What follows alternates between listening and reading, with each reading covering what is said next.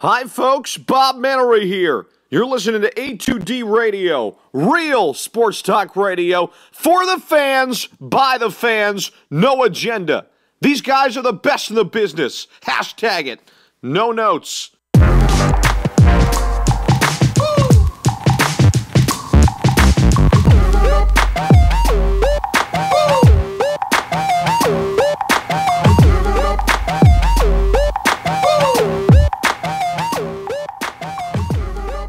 Hey guys, Birds of a Feather live on A2D Radio. Coming live from the BMW of Atlantic City Studios, BMWofac.com. Also brought to you by Gibson Mayer LLC, your certified public accountant. Make them yours. GibsonMayer.com. Brought to you by StreamSmart.com. And our Twitter poll question brought to you by ScanzanoSports.com. It's a tough week. So what frustrated you the most about the loss against the Seahawks? We got Wentz's struggles, Doug Peterson's play calling, the penalties, not challenging Wilson's lateral. Very vague. Forward lateral?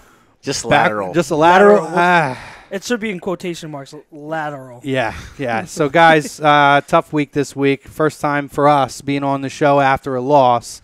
I'm one of your hosts here, Chrome. I'm here with Chux. Once again, we got Paulie Hudrick, contributor to NBC Sports Philly. Guys, so let's just dive right in real quick.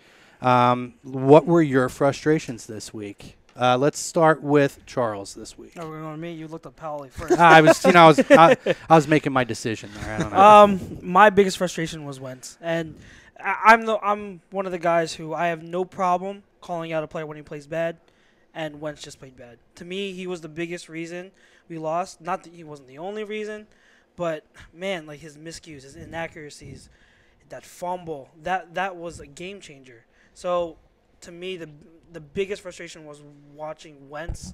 Yeah, I'm gonna have a lot of difficulties with this mic today. So, but to me, that was the most frustrating part. Was just Wentz all game, and it sucks because he was battling the whole game, trying to get us back in it and everything. But it's everything just didn't work out, and you gotta just chalk it up to second-year quarterback still figuring things out. He's going to have bumps in the road like this. He's going to have bad games. It is what it is. Yeah, and I mean, that's for this season, for me, that was really the roughest game we've seen from him. What do you have? Yeah, I completely agree. Wentz has to be the most frustrating thing.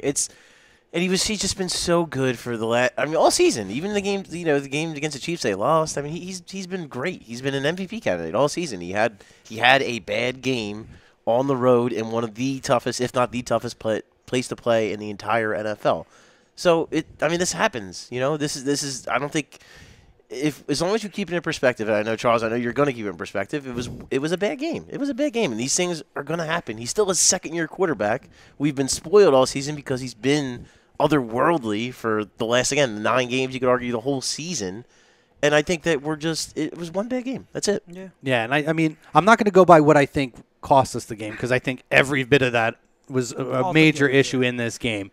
Tom puts penalties, Wentz, Doug, and the challenge in that order. The penalties didn't. I kind of expected the penalties to come, just knowing this officiating crew and knowing that if anything, there was a lot of ticky-tack stuff with the secondary that I felt was being called on our side.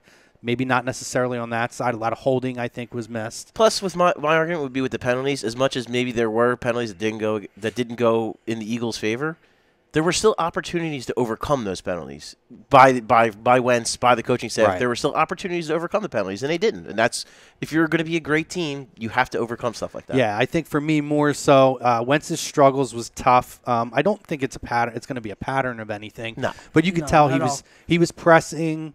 I think when it came down to it, he just wasn't making plays. He was missing guys. Obviously, to state the obvious, he missed the pass to Nelson Aguilar for that would have been, a touchdown for a long touchdown. Second half, he did too. Yeah. He hit Nelson, but if Nelson catches that, if he throws that ball and leads him, and Nelson's allowed to run under it, he's going. And he had the fumble. I mean, the fumble was I agree with Charles. That was a killer. The fumble was the dagger, really. But they were still in it, though. Even after the fumble, they were still in it. And he throws that touchdown to Aguilar, they're still in it. But I think accountability goes to Doug as well. I mean, I think Peterson's play calling was really questionable.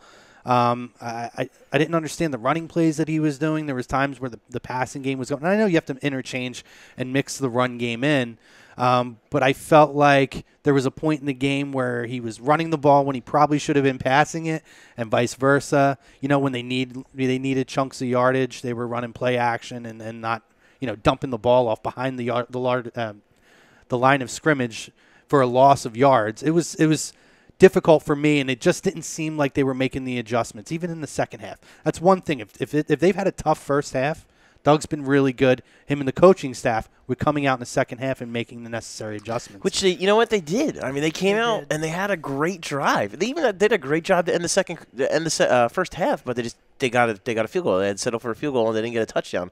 And that was the big thing. They moved the ball. They moved the ball against they're obviously banged up, but they're still a very good defense.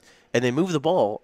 They just couldn't finish. Yeah, I have a feeling this is going to be a hot show with Facebook and probably YouTube. Yeah. So I just want to get in right now what we got going already. Obviously, I read off Tom. What up, Tom? Jacob Wolf, Wentz tried too hard. I totally agree with that. Matthew J. Curley Jr., stop with the penalties. I think we made a lot of stupid penalties. Sure. I think there was questionable ones. We also did there was a lot of dumb penalties on our end, like the Alshon Jeffrey penalty. Yeah. At that point, That was bad. what are you doing? You're going to be on the 5-yard line. There's no need to be holding. It was just that one boggled my mind. And he's it's a smarter dumb than penalty. that. It is. Just there's no other way to put it. It's a dumb penalty. Yeah. John Skeel, you have to run the ball and slow the game down for Wentz. He was rushing, trying to force the game. See, in the first half though, they were balanced. And they had two long drives where they ran the ball a ton. The only reason that the ratio looks bad when you look at it back at the end of the game is because they were down. Yeah, and I mean, I think, LeGarrette Blount had a little bit of a tough time getting going. Really, the only one I thought that was running the ball pretty well was Ajayi. I thought he looked pretty good. But even Corey Clement, I don't know if they weren't calling good plays for those two, but I just didn't feel like they were able to get into the flow of the game. I mean, I'm a big believer too, and sometimes it's just not your day. Like sometimes it's just not your night. It's not your game, whatever. And there was that one they went for on it was right before the half ended, and that drive that stalled, and there was like 3rd and 1, and they ran like a pitch to Corey Clement, and he got stuffed for a loss. If you watch that play again, Lane Johnson stumbles. So he misses his block. Yep. So if he makes that block, they probably pick up the yard, and they might go in and score. Like it was just a lot of those little mistakes that they haven't been making all season. They were making them. They made them all at the worst possible time against the worst possible team. Yeah, and Facebook's definitely hot right now. James Wilder, Wentz struggles and penalties. Wentz hurt himself, or he wasn't himself. I'm sorry. Felt like shades of Romo. I don't know if I'd go there. Oh, geez. That's a tough one. You have the McNabb thing, and it's like, come on. Dude, yeah, that's a tough one to say. Here's a guy who could make the game and be the same guy to give it away. Young guys, so not a terrible situation, but just sucks to see a kink in the armor. LOL, part of being built up. Even Brady has a bad game once in a while. Tom again, Darby Phantom call was a backbreaker. Matthew Curley Jr.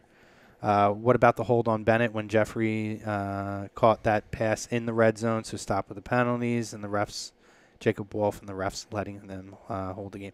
I mean, there's a lot. They're coming in. Yeah.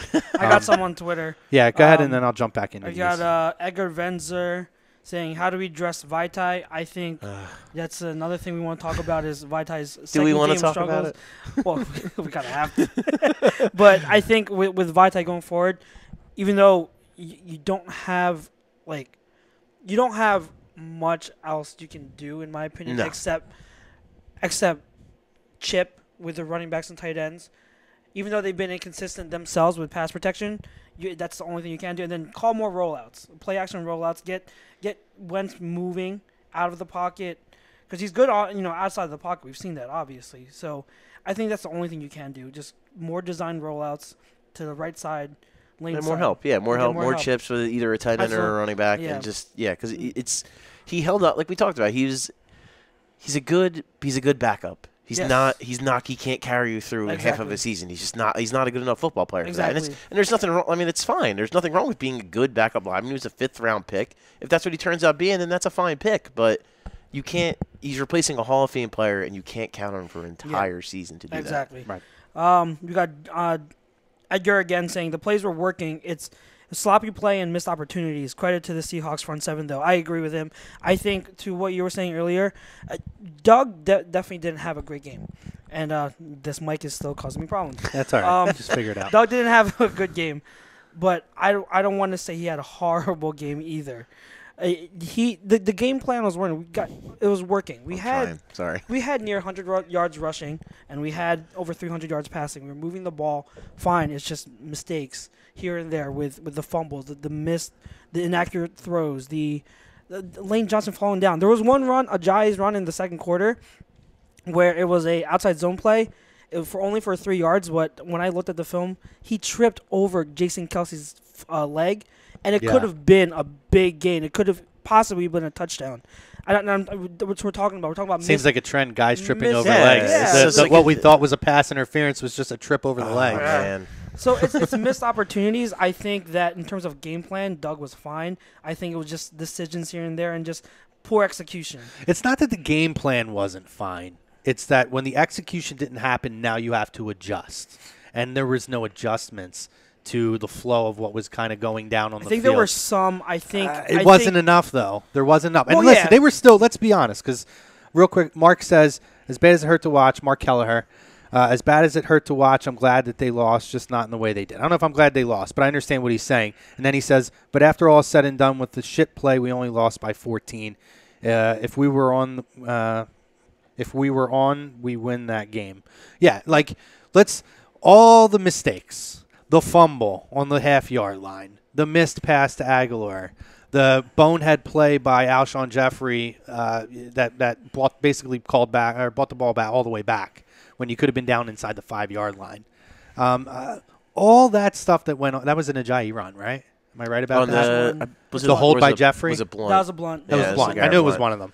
But you talk about all those mistakes, and we only lost by 14 points. Yes. We were in the game. So that's with another worldly effort from Russell Wilson. You were still in that game with it's just a bad game. Yeah, just a lot of just execution that they had been doing for the last 9 weeks. They didn't do. Falls apart. We got John DeCasanova saying, "Well, I think Doug played too conservative. Wentz missed too many opportunities, and that's what lost us the game. Our O-line has to protect him more, though, but everything should be fine next week." He continues on saying, the worst way to lose a game is knowing you should have won, but too many missed opportunities, Doug. You hold too deep. Exactly what we were saying. Todd Womack, Philly Dilly, guys. Bad game, but very good humbling experience. We really need to clean the penalties up. Exactly what, it's a humbling experience. It's something that kind of knocks us back down to earth from having so many blowouts. It awakens the locker room. I think you can admit that. It's saying, hey, it's a wake-up call. Yeah, it's a wake-up call. Exactly. And, I think that for the people that are saying that the play calling was too conservative, they weren't attacking downfield, I think you also have to consider the fact that Seattle's front four and even front seven, they were getting penetration all game. The stat that I found out was that out of 50 dropbacks that Carson Wentz had, he was pressured on 29 of them. Guys, that's over half of the dropbacks he had. He was pressured. So that's a higher rate than any number in the league for this past week. Here's the other thing too. It's easy for us to sit here and say, "Hey, they should have thrown the ball deep," but Seattle's secondary is so banged up. Don't you think that they were already ahead of that? And thinking, it was the front line given penetration. That, and then also too, the secondary was prepared, saying they probably were giving them underneath stuff, and you saw again 2 wide open plays to Aguilar that could have easily gone for touchdowns. It didn't. Here's one thing I'm going to say: Charles no longer gets to make the hashtags for the week. No more #burn Byron and all that shit. Hey, no more of that. We did burn Byron. Done. Hello, Aguilar did burn Byron. It's just that Byron had the last laugh. Well, Byron happened. Byron had a decent game. It happened. Let's be honest. I just want to say that. Thank you, Aguilar. He didn't get burned. He had a decent game. But I don't even know if we want to get into this play already. But John Skeel says Doug punts on 4th and 1 and then goes for it on 4th and 6. Okay. Oh. Oh no, it's me. I'm going to switch. Oh yeah. So what do you think? So we discussed this. The punt on 4th and 1 when I felt like they should have went for it. It worked. And what are you talking about? No. So let's look at the way that the situation in the game. You're talking about, it worked because they got the ball back and yada yada. No, because at that point in the game, with the way that this team is on in those short yardage 3rd and 1 and 4th and 1 plays, you needed a momentum swing, and that would have been a point right there where you could have ran for the first down, whether it's Carson sneaking or whatever. I know that they got the 3 and out on the next play, but you can't anticipate automatically just because it worked on that play, because who's to say you get 4th and 1 and now you get the convert on that, and then you're continuing to go down the field and score. That was a point we needed a touchdown. I have to switch headsets. Okay. This is So awesome. I'll continue, though. That was a point that we needed a touchdown, and I felt I get what you're saying, because me and you have gone back and forth on this, but with the way that this team plays and the guts that this team plays, to me, that's taking away from their typical game plan. They're now on their side of the field. We're not talking about 4th and 8 on our own side of the field, like was that Kansas City. We're not talking about those kind of plays. This team has time and again converted that, and at that point where they needed that momentum to swing, that is something I think could have got the team fired up and continued to go. But, Chrome, that was their first possession. The Seahawks were only up 3-0. It's the first quarter. What? Okay, But they were struggling They were struggling just to get down the field, even on that first possession. Is my headset okay? There you go. I'm trying to go off on Chrome here, but this headset's like preventing me. Okay, like. If anything, all right, let's just say first possession. You know what? It's a statement possession then. It's a statement possession. Get out there, put points on the board. But you also have to consider, okay, what if they don't get it? What if they don't get it? Now then Seattle still has it on their side, own side of the field. I'd Seattle rather see them go for that. Seattle has on the 50 to build up even more momentum. That the not going for it on 4th and 1 did not kill us. We punted. I'm not saying that play killed us. But it's so you saying that they should have gone for it in the first quarter. I definitely first think they should have possession, gone for it. when it's 3-0. And by the way, that 4th and 6 play where they went for it was a terrible play call. 4th and 3. Yes. 4th and 3. That was a 4th and 3 call. That was a 4th. It was 4th and 3. Was it? I thought it was 4th. 4th and 3. You're talking about I the thought one it was where like 4th and 5, 4th and 6. You're talking about the incomplete pass to Barner.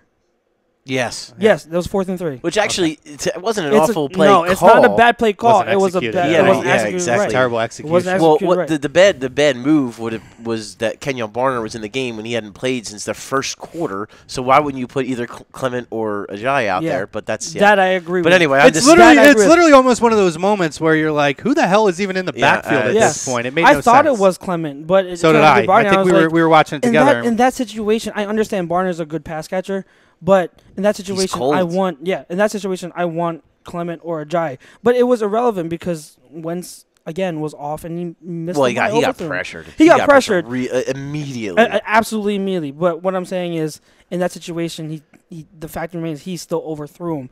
And if I'm correct, Barner did kind of slip a little bit when he was trying to pivot back and get his footing. So to me. Probably anything that could have gone wrong probably went wrong on that play because that's kind of how the night went. So now you're talking about everything was, you're talking about miscues, stuff that, bad bounces, people tripping. Who's to say on that 4th and 1 something like that doesn't happen? Okay, so I'm just going back real quick to finish my point is that you're so hell bent on saying it's 100% sure. You're 100%. Who's to say they don't punt the ball and then they run it back? I mean, you could say who's to say this and who's to say that all day? We did punt the ball and we got the ball back because it worked out. It looked okay, but if it didn't work out, just like you're saying with me, if they go for it, it didn't work out. Chrome, this is nonsense. Oh my gosh, you're literally having the same argument with me. Why my reason is wrong by saying, well, what if this happened? Well, yeah, you could always hypothetically say, what if this did or didn't work and this did and didn't work. But what I'm saying is, for me, with the way this team plays, they should have went for that play. That's all I'm not gonna back off of this. I'm not backing off. A2D, agree to disagree. Okay, all right. That's literally the way it is. But I just think it's acidine the fact that in the first quarter, 3. You think everything's acidine? You don't agree with? Oh my gosh! I want popcorn right now. This is awesome. This is a great. This is only the first one. Wait till we get to the lateral challenge because that's going to be another conversation we're going to have. I don't think it's going to be as heated as I think people are misconstruing my point on that, but we'll get to that later. But go ahead. Listen, I'm going to read off some Facebook here. Yeah, I got after you. I got you too. I missed a lot. Matthew Crowley says, fight. I have my Fight Owens fight shirt with me, too, for all you wrestling fans out there. just to get back, so let me see here. We won, Michael D'Andrea. We won 8 or 9 in a row. That's damn good. They were bound to lose a game sooner or later. Better to get it over with now. Here's the thing, and here's the positivity. There's no way I'm ever going to say it's good to lose a football game. I'll never say I'm happy they lost or it's good. But what is good to take out of this, A, we do see some of the things that they can work on. And B, for me, this is gut check time. Yeah. Now you lost to a good team, and you're going against another good team.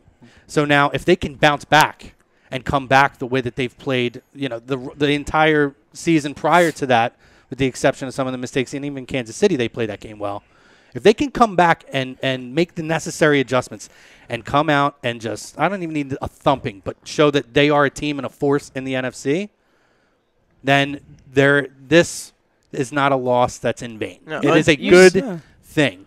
Multiple players have come out and said that they felt like they didn't practice well this week, and they haven't been practicing well in recent weeks. So as much as I hate to go with that whole, they needed to eat a slice of humble pie and all that kind of cliche garbage, but to an extent, if the players are actually saying, hey, we haven't been practicing well lately, and that's why we were sloppy against the Bears, and that's why we were sloppy against the Seahawks.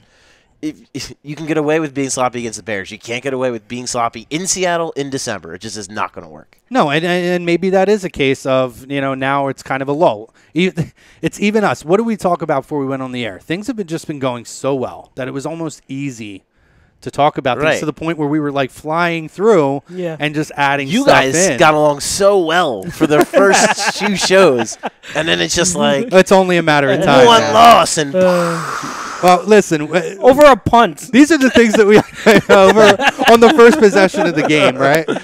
But no, I mean, it gives us stuff now to talk about, and it does. And I think just like it's a wake-up call to a lot of us, I'm sure to them, they look at it and they're like, all right, we got shit we got to work on. It's time to, kind of get back to it. Mm-hmm. Hopefully this rejuvenates them a little bit. And like you said, we're not having those weeks where it's kind of like, we didn't practice well this week. Yeah, because let's be real too. That's kind of on Doug too. I mean, that's a lot on Doug. You got to make sure your team is engaged and continuing to put in 100% effort. That's also on Wentz as being, he's a second-year quarterback, but he's the leader of this football team. So that's also on him. And it's on the leaders of the defense as well. Yeah, on all the leaders. Yeah. Malcolm Jenkins, everyone. Yeah, all the leaders. absolutely. It's on all of them. Yeah. I mean, it was just, there was a lot of stuff there. And we're going to get into this now then.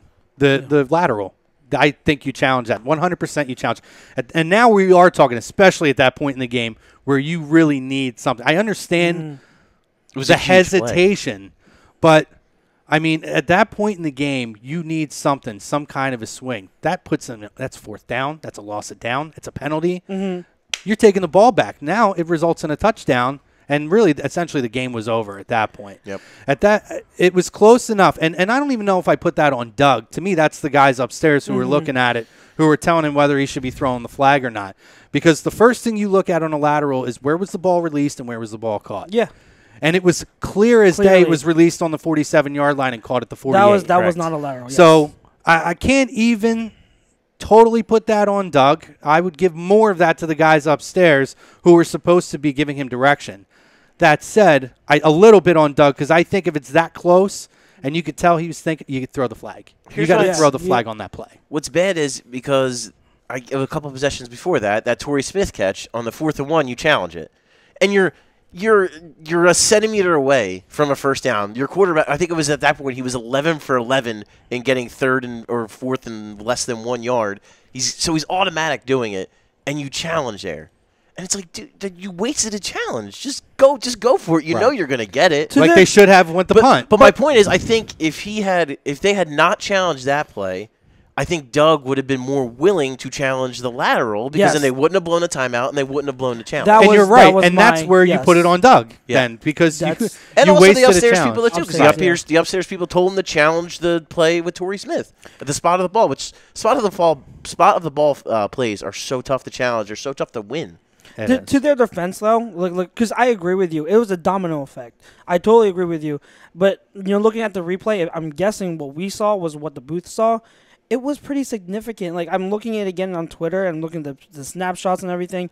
it's pretty significant. He was over the first down line. I agree that it did look Yeah. like it was a bad call, but I just think it's so close, and when spots of the ball are so hard. And here's my thing about the lateral. Okay, I agree. If I was in that position, I would have challenged it. Should Doug have challenged it? Yes.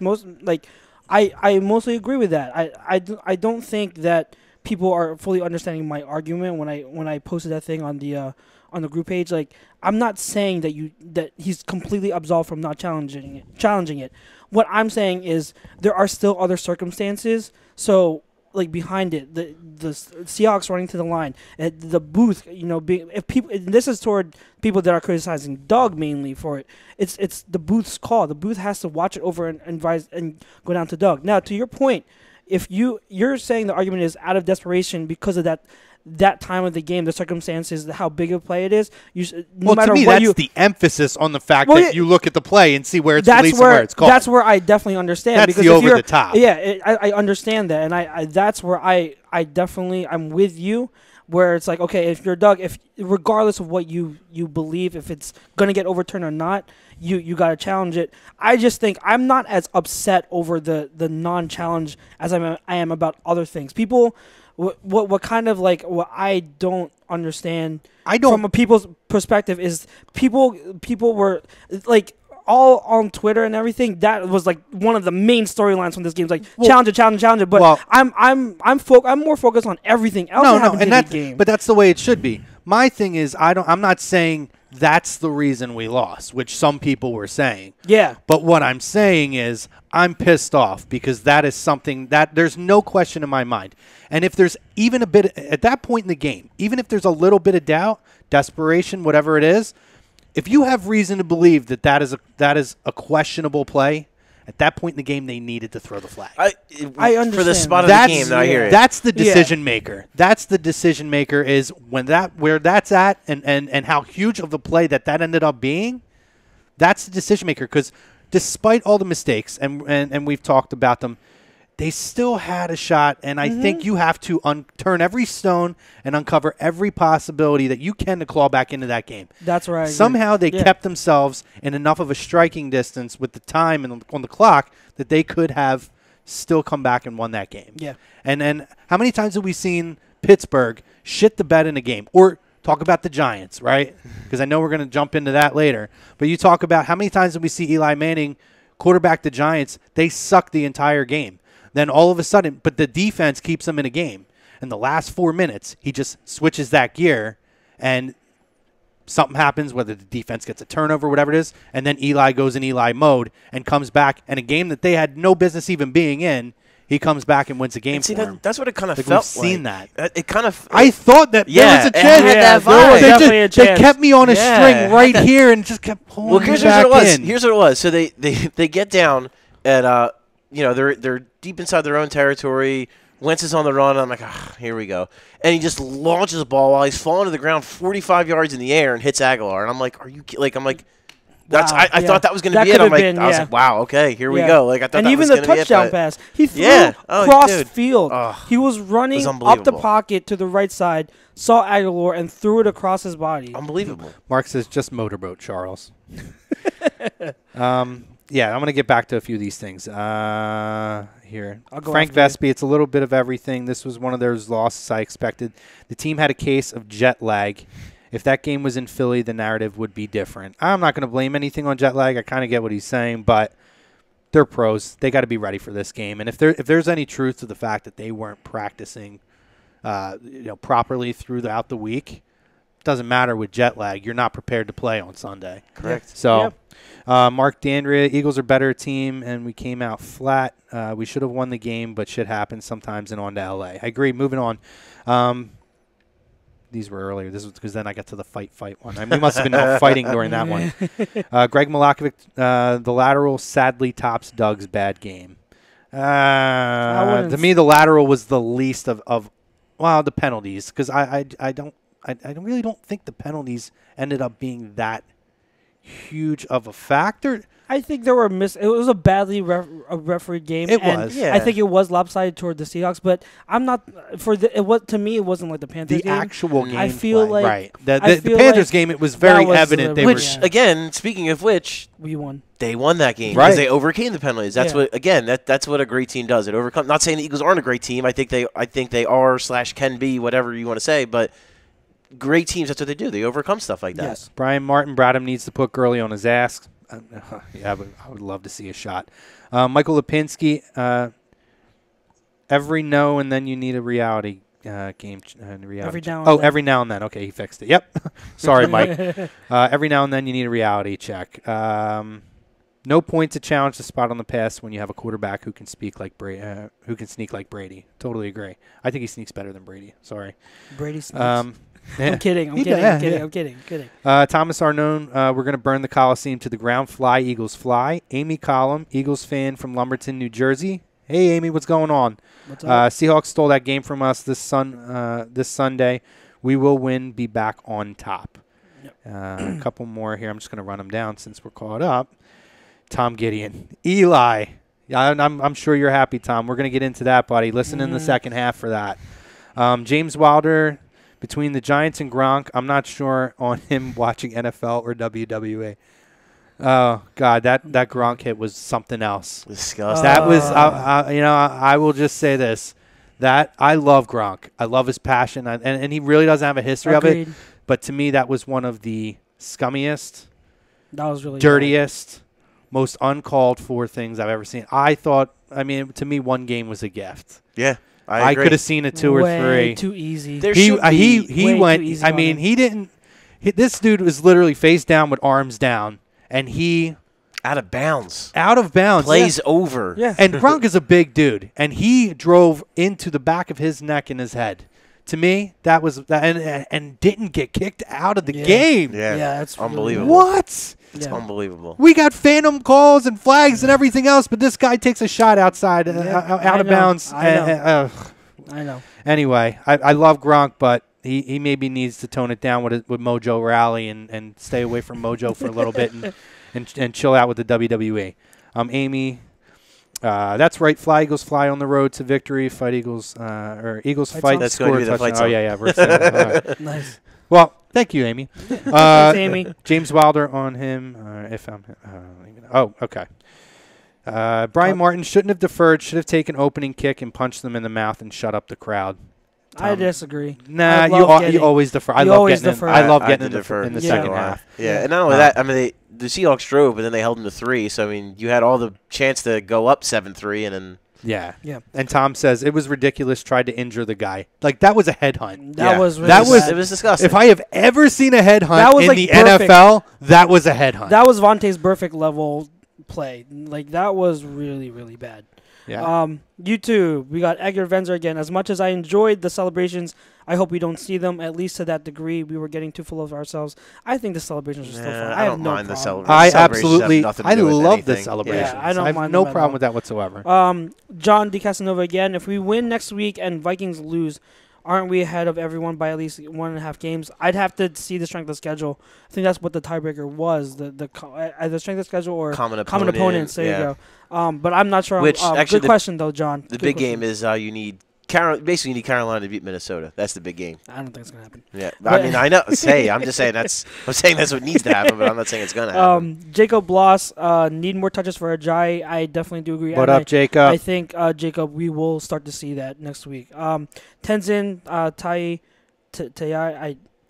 I'm sorry if I butchered that. This loss to the Seahawks made Philly much stronger to step up on playoffs. I want Seahawks versus Eagles again. I wouldn't mind seeing that in Philly either. Jacob again. People need to relax. Nobody is going to win 15 straight games in the NFL. Good to have a hiccup now rather than later. Good learning experience. I think we can bounce back against the Rams. We agree. Tenzin again. Guys. I don't know what that is. I'll skip that. Jacob again. Nobody. Sounds like some spam. Yeah, nobody would have thought that we were going to become 10-2 by week 14 before this season, which is a very, very good point. Edgar Venzer, how exactly has practice been bad over the past weeks? And Tom says we are going to burn the Coliseum to the ground, boys. From what I've been hearing is it's gonna be majority Eagles fans. Yeah. Oh, they're already working on the silent Silent snap count. Silent counts. So That's we amazing. very well could have another. But instance. to address the thing about the practices, if you go back and read basically like any article from the players, I think Jason Kelsey was one of the guys who came out and said they hadn't been practicing up to the way they'd been practicing all season. Yeah. So Let me- and he's not the only one who said that. I can't think of who off the top of my head who else, but Gotcha. I know Kelsey was definitely one of the guys who said that. Let me throw this in. Tom Gideon, and I know he's a Giants fan. I love Tom. Tom's one of my good dudes. But he puts, my issue with the Eagles fans is they love the celebrations but ripped OBJ when he did it. Difference is we're not pissing on the field.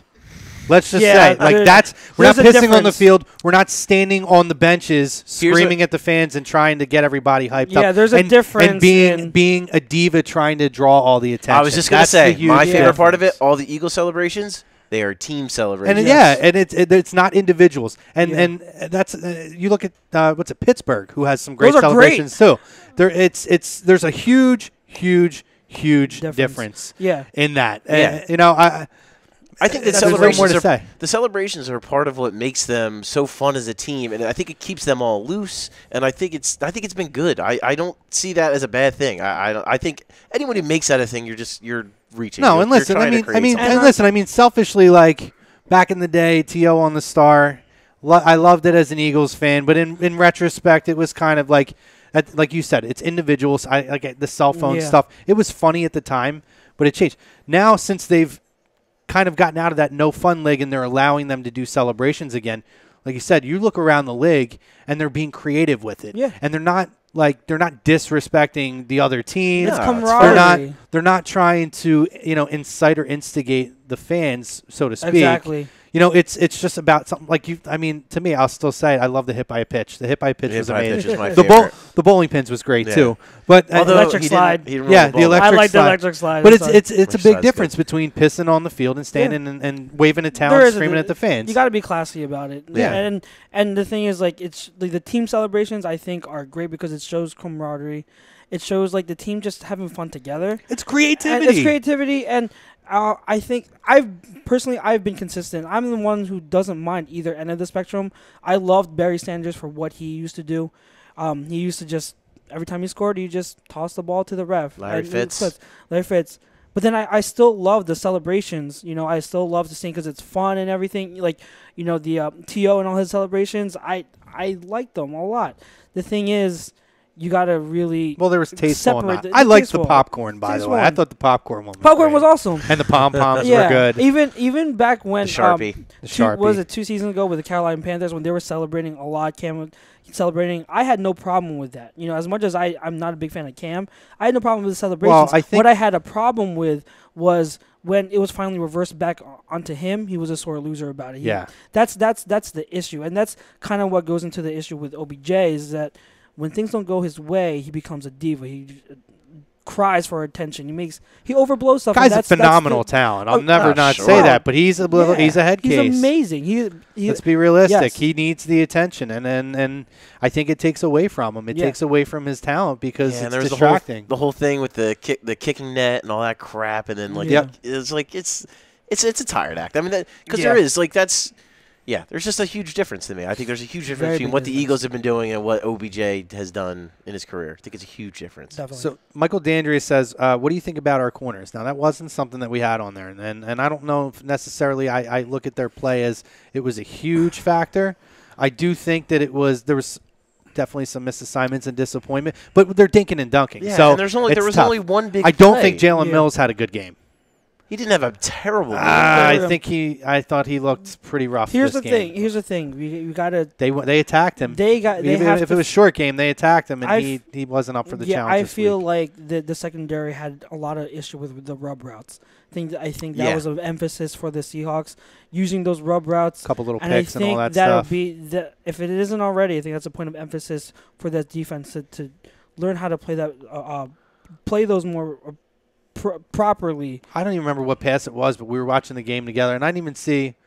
All I saw was the way that the receiver was open, and I looked at him and I was like, "I bet they ran a pick play, didn't they?" They ran a ton of pick plays. You could just tell the way it was done. Schwartz even said that in his press conference today. He even said that they prepared for the pick. That they prepared for it. They knew that they were coming, but they just didn't execute. Yeah. And that's again that goes back to we've been saying they just had all the little things that they were doing. They didn't do on Sunday. Right.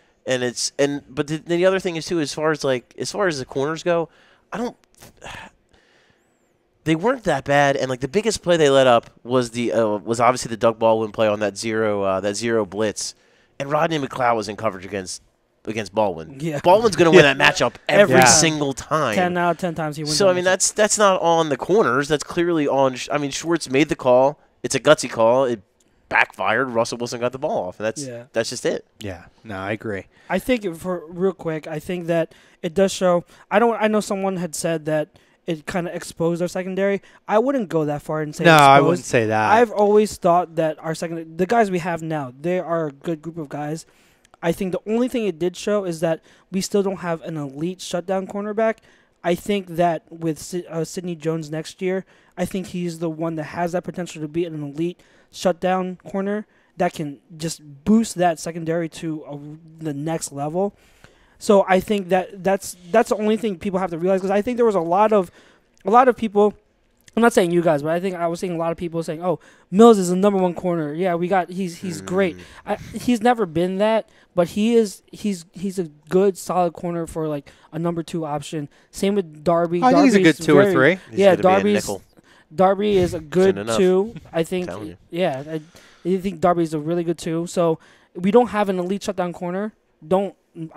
I think people have to be careful in thinking our secondary is on that level, but we do have someone potentially who could be that next year, and that's what the hype is about Sidney Jones. Here's another thing though too. It's not like Russell Wilson threw for 500 yards. He threw for 220 yards. Yeah. So it's not like he exactly torched them. You know what I mean? Like he threw for 3 touchdowns, no picks, but it's not like he was like throwing all over the damn place. Like, so it's just it's hard for me to blame the corner or the secondaries for the loss. It really is. I'm not worried about our and again, I secondary. just think it was of note. By no way am I putting a blame on anything with that. I just thought it was of note. I didn't think Jalen Mills looked very good in this game. Now I don't think it's not his best game. Not his best game, Not definitely. But I don't think I don't think it was so bad that I could point to him as being one of the reasons they lost. No.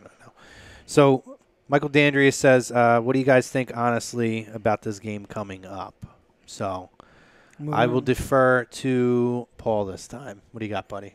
You definitely have to be worried about the Rams. They're clicking. They have. I mean, we've talked about for weeks now. We've talked about the teams that have scared us the most in the NFC, and I've said I put the Saints right there with the Rams because the Rams have a little bit of everything. They score and they play defense. Goff's really starting to come into his own. I love Sean McVay as a coach. I love Wade Phillips. He's one of the best, if not the best, defensive coordinator to ever live. Their defense is ridiculous right now. And again, you don't think Wade Phillips saw Vitae getting beat like a drum by Clark all night? Like, he saw that. It's going to be a long game this Sunday with Big V. They're going to have to find a. They're going to have to find a way to help him out because it's not ideal. And then also, what if you're missing Zach Ertz? I mean, it's going to be a tough game. Yeah. It's going to be a really tough game. Carson fell in love with Trey Burton there for a little while, didn't he? Yeah. It was like 4 straight passes. Yeah. But no, I agree, and I think their passing game is dangerous. I'm really looking forward to seeing the matchup of Wentz and Goff, though. I hope that we get Carson and Goff both at their top of their game. I think this team is almost a mirror image to us, so this is going to be a real challenge because I think a lot of our strengths are their strengths and vice versa. We have a lot of similar weaknesses. I think at quarterback we have the advantage where that might be the thing that sways it. But Goff, you can't say enough about the progression he's had this year. And I agree with you. I'm a huge Wade Phillips fan. I hated when he was with Dallas because, you can't, he's a terrible head coach. He's a terrible head coach. Terrible head coach. Great, unbelievable coordinator. But terrible head coach. Everywhere this guy goes, he has top defenses in the NFL. I mean, you look at guys like him and guys like Jim Johnson, rest in peace, R.I.P. Jim. Like the guys like that are guys that their defenses make an impact from opening kickoff to the last whistle. And it's year in and year out. Very rarely is there ever an off year. And it's funny, too, can you say, like, mirror images, too, and you look at defenses, their best 2 players are interior linemen because Aaron Donald is a monster. Could be defensive MVP or candidate at least. Yeah, he's an absolute monster. Yeah. I'm going to be the detractor from this group and say that I am not as high on the Rams as you guys are. I think I've been saying that. I think they are still one of the top teams. I don't see similarities between us and and the Rams. I think the Rams. I'll go first on the defense. They have a very fast defense, very good defensive line. Secondary is good. Their weakness, I think, is the run defense. Or actually, I don't think they're 27th ranked run defense. Ours is the best run defense. So I think that's one thing you got to point out and say you attack them with the run, and you have to have a very balanced game, and use play action and rollouts. That'll help Vitae on this side to expose the Rams. On the other side, on offense, their main guy is Gurley. That's key number one. You stop Gurley. And then with their talent, I think with Woods being out, that's big. Woods is their number one receiver. He's their all-around receiver. Watkins has been getting more targets, appropriately so. Gurley's tweet was fantastic, though. Yeah, that was funny. Garrett Really Blunt funny. said, just laying in L.A. now to get some rest, and he said, nah, stay out all night and party, bro. LOL. That was awesome. Perfect. That was really good. So I think that here's what the X factor is going to be. If we can stop, we are still the number one ranked run defense. If we can stop Gurley and contain him, I think that'll go a long way into. He's going to be the X factor this game. No doubt about it. Yes, that'll be a really, really big advantage for us because I think you do that, and especially without Woods, I think that we're going to be able to kind of contain Watkins because Watkins is a speed guy, but we still have Darby. I wouldn't be surprised if Schwartz kind of mixes it up this week, and for a good portion of the plays, he shadows Watkins with Darby.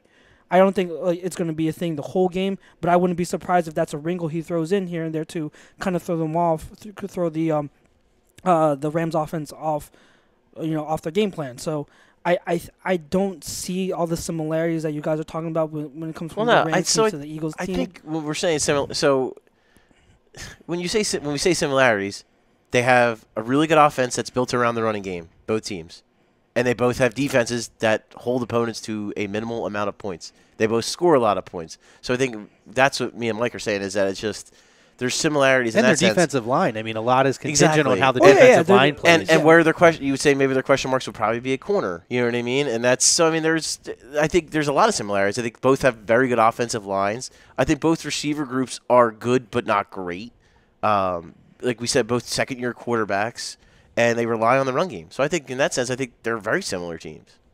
I think if you go like in that aspect, I can kind of see it. But I think in terms of if you match them up parallel next to each other, I think there are a number of teams in the league where you can kind of say that to. I think we can definitely. I think we match up very well with the Rams. I'll say that. I think we can expose their weaknesses very well. And I'm not as we're not like arguing that. I think we're just saying is that there's just a lot of similar. Like there's similar teams on a similar trajectory. That's like we're not saying that trajectory wise. Okay, and I don't disagree that it might be a good match. Like you said, the Rams are not. That's their one weakness is they're not stout against the run. They're not a stout run defense. So I mean, I will say I don't know the numbers off the top of my head, but I do know that other than one big run to Kamara, they really held the Saints in check, and the Saints have been running the hell out of the ball this year.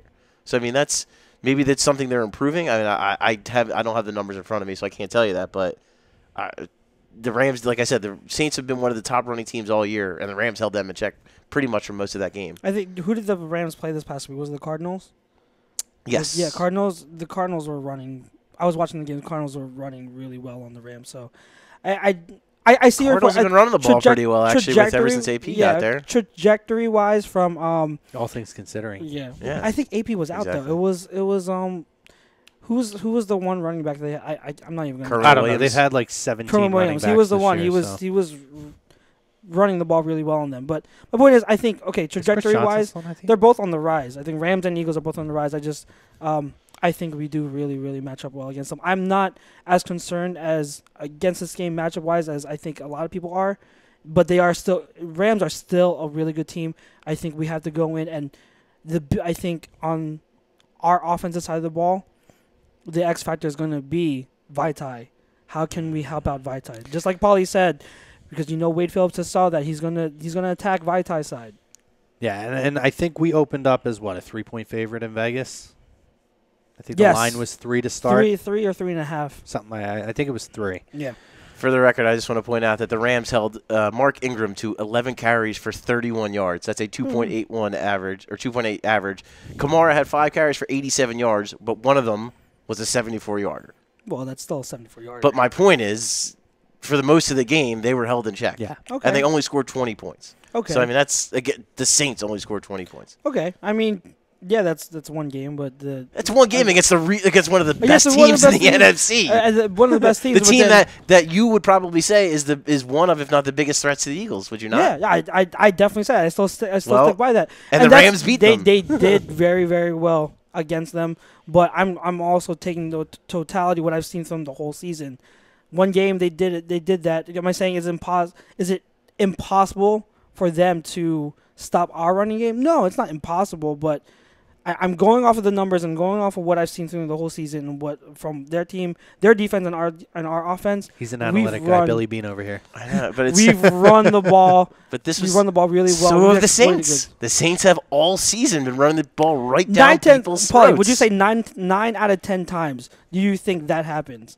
Where 9 out of 10 times the Rams hold the Saints running game to those numbers? That's literally an impossible question to But answer. what I'm saying, my point is, in a game when they had to do it, they did it. yeah, any given Sunday. But what I'm saying is, But it's not you can't say impossible. they held one of the best running backs in the league to 11 carries I for agree. 31 I yards. agree. But what I'm saying is that that can happen. I'm not. I just said it's not impossible for the Eagles to be held in check. The Eagles' run game to be held in check. What I'm saying is, by the numbers, that's the game plan you choose to go with. I'm not disagreeing with that. That's not what I'm arguing. I'm not arguing with that at all. I agree with you. I agree that if you're going to attack the Rams, you want to try to run the ball against them. And honestly, for the Eagles in general, I think they should always be trying to run the ball first. And I think they should be trying to dictate that and run the ball anyway. But, yeah, I hear you, especially against a team, like you said, they are. They're 27th in the league. There's no hiding behind that. But my point is, I think that numbers can be misleading sometimes, and I think that they have a defense that is capable of stopping the run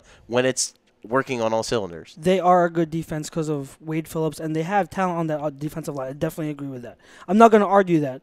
My point was just you attack with the run first and foremost. That's how you approach it. No, I don't agree. I don't disagree with that at all. And in general, like I said, if I'm the Eagles, every game I'm doing that. Yeah, I don't care if they're the best run defense. Yeah, or exactly. Not. Like the only way Denver. you're going to open up Remember the when passing Denver was the best run defense in the NFL? Oh, yeah. Yeah, I mean, you're going to open up. Yeah, We that's what you stomped do. all over that. The only way you're going to open up the passing game and continue to have those options is to continue to run the ball. So, and we have the guys that, like we said, Jai had a good game this game. So it might be LeGarrett's, or it might be Corey Clements next. Yeah. Could be all of them. It could be all of them. Could be all of them. Kenyon Barner's. No, it's not going to be Kenyon Barner's. No. Well, Maybe please, Wendell can he Smallwood run will him show back up. if he can get off the Who? inactive list. Can Barner please just run one back just once this season, please? Please. So speaking of Kamara, we're gonna go to break in about 7 minutes, but I know you wanted to talk about Alvin Kamara, so why don't you go into that before we take our break? Well, I mean, just real quick, I watched this guy for like every week for the past few weeks, and I'm sure a lot of people have. It's hard not to see his highlights, and guys, this guy is unreal. I'm blown away because this is, and I as a big Kareem Hunt fan, I have to give this guy looks like the best running back of the class.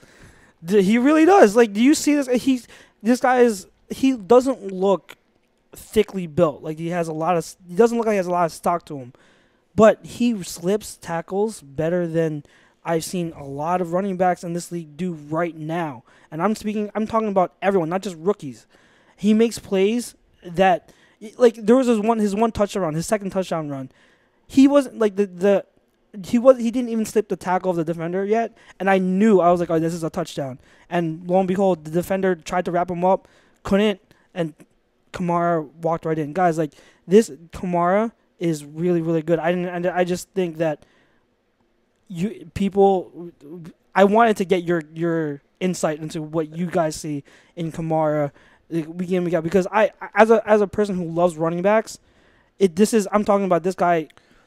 Right now, I think he has superstar potential. Like my comparison for him right now would be Marshall Faulk, Like, he looks like a Marshall Faulk. Or Brian Westbrook. Oh God, I I'm was not hoping gonna you. Yeah, he purposely didn't say it. Here we go. Here we go. He made a I point wasn't even- to make sure that Brian Westbrook was not going to come out of his Yep, mouth. he So I did. took it for you. But That's amazing. but I love honest it. to God, I wouldn't even put like their style of play. I don't even think is a perfect match. I think it's more so Marshall Faulk. Zodgin, Zodgin says, "What's up, Zod? My man, one of my old buddies. I wanted the Birds to get him. Kamara's a huge problem." So I will say this: full disclosure, a lot of people were high on him. I didn't see it. Well, I was going to ask because I I know didn't see you it. scouted him when he was in college, so I want to hear what you think as far as what you saw in college and now what you're seeing in the pro game. Well, I personally, when I watched him in Tennessee, I didn't see it, and obviously the coaches at Tennessee didn't see it either because he really didn't get that many carries. That's true. He was That's a true. third string back for most of his career there, so the coaches didn't see it either. He's like Kareem So- Hunt in Kansas City now. Yeah. Yes. Well, here's the thing.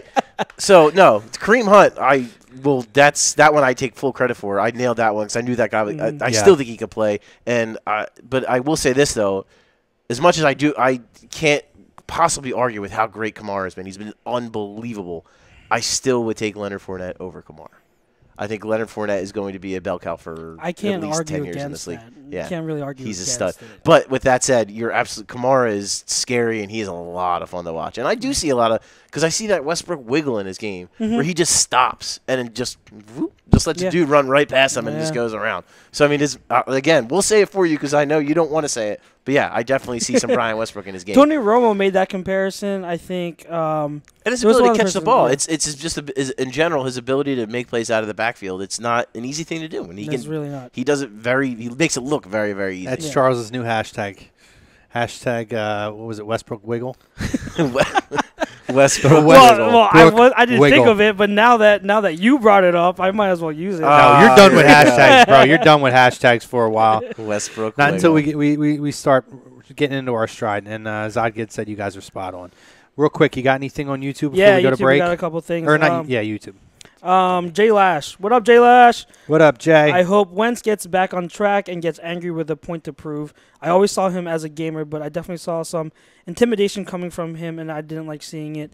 I don't necessarily agree. I don't think he got intimidated. I think he just was I think frustrated. he just played like crap. I He don't just. know. I think he didn't That have was his it. typical Yeah. touch. Yeah. Maybe he was too hyped up for the game, and then I Maybe. just think Maybe. he, at that point he started pressing. Yes. Again, That's just what I saw. Due to be off, man. He wasn't going to be perfect for 16 games. Exactly. It just wasn't. Listen, gonna I've happen. seen- seen do. we got Aaron the Rodgers isn't jersey there. perfect. I've seen Aaron Rodgers. I've seen Tom Brady have tough. I mean, they're few and far between, but especially early in his career, he had tough games. Like we're talking about a happens. second-year quarterback. It happens. It happens. John D. Casanova, I fear McVay. He always torched us when he was with the Redskins. McVay That's is a great point. really. I've said on here, I think he's an offensive genius. McVay Yeah. is awesome. J Lash 90 again. Could have had Kamara this past draft, right? Who did we take over him? Sidney David Jones and Flynn, Rasul Sidney Douglas. I mean, I Douglas, can't yeah. really complain about either No, of those I'm picks. fine with those picks. Jacob Bloss. We spent our third on Douglas, but he was drafted after Kamara. We could have had Cohen though. Oh yeah, Kamara is an all-purpose yard king. Cohen is the guy you could be. can be If you're an mad Eagles about. fan, you should be more upset that they didn't He- go after Tariq He Cohen. looks like Donnell Pumphrey. Who's that? who's Pumphrey? Guys, he's still here. That's still a thing. Is he on IR? Yeah, he's on I IR. don't know. He's Ham- on IR. Hamstring Did he go back tear. to San Diego Yeah. State? Quote unquote hamstring tear. Speaking of which, I don't know if you guys saw his replacement. Yeah, That Rashad kid, Penny? Rashad Penny, is going nuts. Yeah. He's really, Heisman really candidate, good. right? Yeah, not Heisman, but I think maybe like Walter Camp or something like that. He's up Okay. for. Yeah, Heisman's. That's not. I can't even think of it. It's Lamar Jackson, Baker, Doak Walker? Is Doak Walker award? something. I can't remember Yeah. the award, but yeah. J Hot 24/7. Fuck him. We're getting Barkley straight first round 2000. Sorry, Mr. Moranin. You just blew that one. Oh man. Jay Lash again. Who was your first round pick this year, fellas? I think you'll get into that later. Yeah, we're gonna in get terms to of that. Prospect. Jay Lash again. Jay, I have a weird feeling that Barkley will not translate well in the NFL for some reason. Okay. Real quick. I'm gonna go ahead and Immediately, my head just tilted. Like, Yeah, I don't agree, but real quick to finish off, Jacob Bloss. Saints Yeah. have been missing that threat since Sproles left. 100% true. Yeah, that's a really good absolutely. point. Yeah, we're going to get ready to take a break. On the other side, we're going to talk more Eagles. We're going to go over the whole Giants saga. We're going to go over the AFC outlook maybe. I kind of just did that. We're going to talk more. Alshon Jeffrey extension, all that good stuff. Chart of the game real quick, Aguilar. Yeah, but so we'll take about a 15-minute break, come back and join us live from the BMW of Atlantic City Studios, BMWAtlanticCity.com, GibsonMayorLLC.com, GibsonMayor.com, your certified public accountant, StreamSmart.com, and ScanzanoSports.com. Again, the Twitter question, we can continue to talk about it. What frustrated you most about the Eagles game against the Seahawks? Wentz's struggles, Doug Peterson's play calling, the penalties, not challenging Wilson's lateral. Chrome, Chux, Paul, we'll come back to you on the other side. Come back, guys.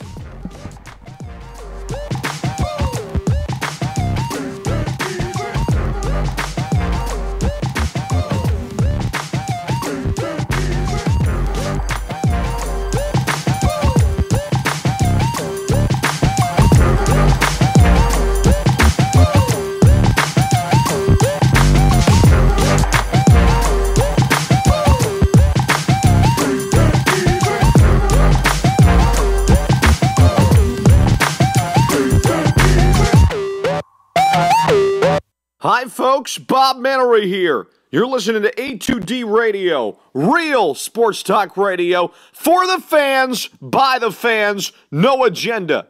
These guys are the best in the business. Hashtag it. No notes.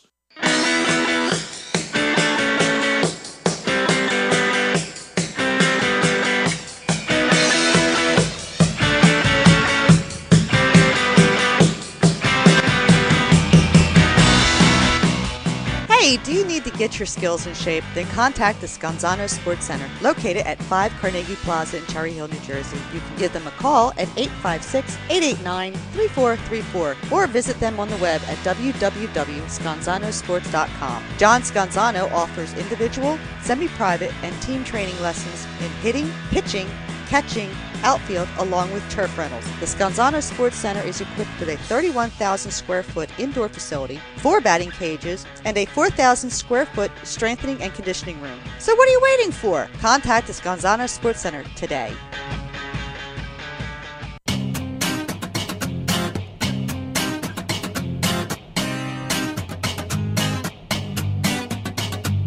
A2DRadio.com is proudly sponsored by Gibson Mayor LLC Certified Public Accountants. Gibson Mayor, located in Yardley, PA, is a leading accounting and business consulting firm with a proven track record of handling critical issues with expertise across many different industries, including construction, distribution, hospitality, manufacturing, real estate, service trades, merchandising, professional services, and professional athletes.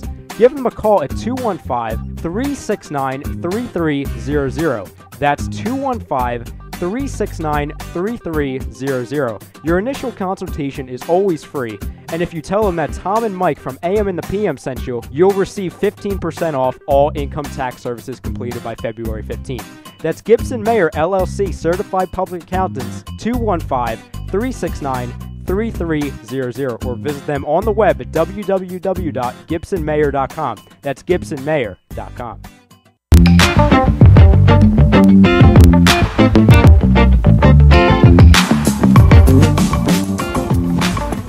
A2DRadio.com is sponsored by The Sports Outlet for all your sporting needs. Located at 703 Black Horse Pike in Glendora, New Jersey. Give them a call at 856-939-2030 or email them at sportsoutletnj@comcast.net or visit them on the web at www.sportsoutletinc.com for all your sporting needs. The Sports Outlet.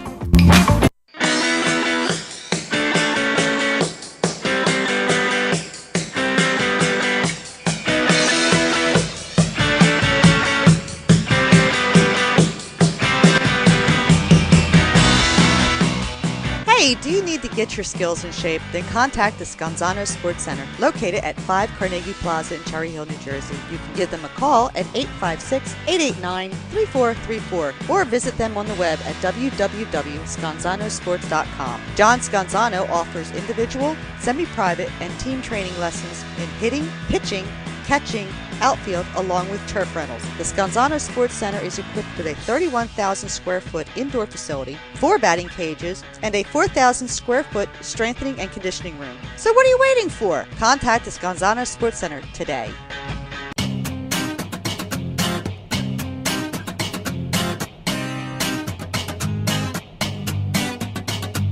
A2DRadio.com is proudly sponsored by Gibson Mayer LLC Certified Public Accountants. Gibson Mayer, located in Yardley, PA, is a leading accounting and business consulting firm with a proven track record of handling critical issues with expertise across many different industries, including construction, distribution, hospitality, manufacturing, real estate, service trades, merchandising, professional services, and professional athletes. Give them a call at 215-369-3300. That's 215-369-3300. Your initial consultation is always free, and if you tell them that Tom and Mike from AM and the PM sent you, you'll receive 15% off all income tax services completed by February 15th. That's Gibson Mayer LLC Certified Public Accountants, 215-369-3300, or visit them on the web at www.gibsonmayer.com. That's Gibson Mayer.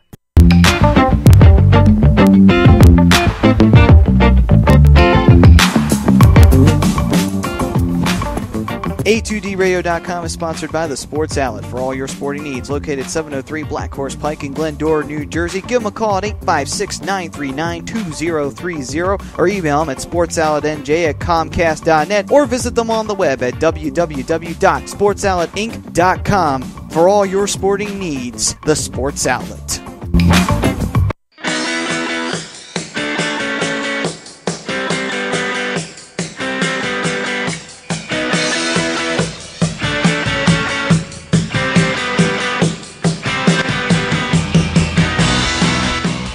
Hey, do you need to get your skills in shape? Then contact the Scanzano Sports Center, located at 5 Carnegie Plaza in Cherry Hill, New Jersey. You can give them a call at 856-889-3434 or visit them on the web at www.scanzanosports.com. John Scanzano offers individual, semi-private, and team training lessons in hitting, pitching, catching, outfield, along with turf rentals. The Scanzano Sports Center is equipped with a 31,000 square foot indoor facility, 4 batting cages, and a 4,000 square foot strengthening and conditioning room. So what are you waiting for? Contact the Scanzano Sports Center today.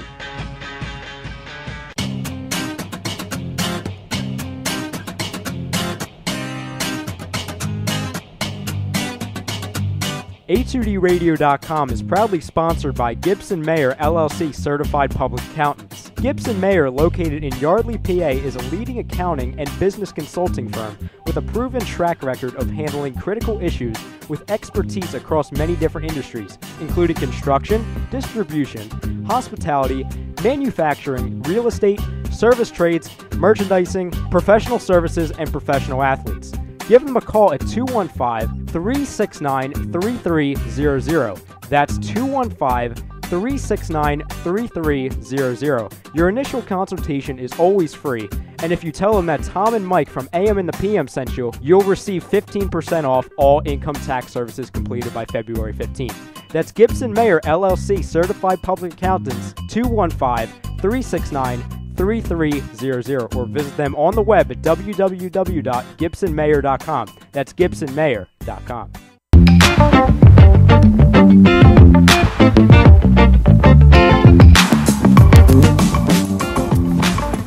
A2DRadio.com is sponsored by the Sports Outlet for all your sporting needs. Located 703 Black Horse Pike in Glendora, New Jersey. Give them a call at 856-939-2030 or email them at sportsoutletnj@comcast.net or visit them on the web at www.sportsoutletinc.com for all your sporting needs. The Sports Outlet.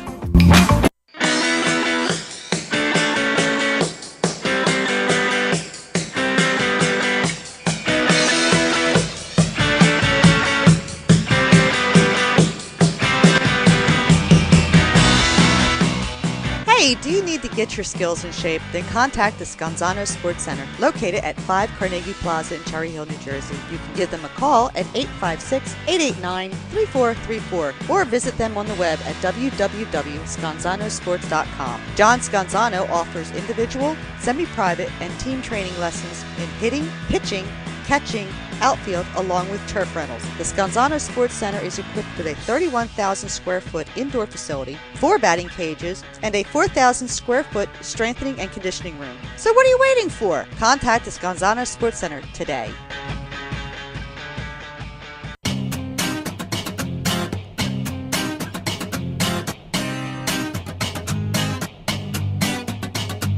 A2DRadio.com is proudly sponsored by Gibson Mayer LLC Certified Public Accountants. Gibson Mayer, located in Yardley, PA, is a leading accounting and business consulting firm with a proven track record of handling critical issues with expertise across many different industries, including construction, distribution, hospitality, manufacturing, real estate, service trades, merchandising, professional services, and professional athletes. Give them a call at 215-369-3300. That's 215-369-3300. Your initial consultation is always free, and if you tell them that Tom and Mike from AM and the PM sent you, you'll receive 15% off all income tax services completed by February 15th. That's Gibson Mayer LLC Certified Public Accountants, 215-369-3300, or visit them on the web at www.gibsonmayer.com. That's gibsonmayer.com.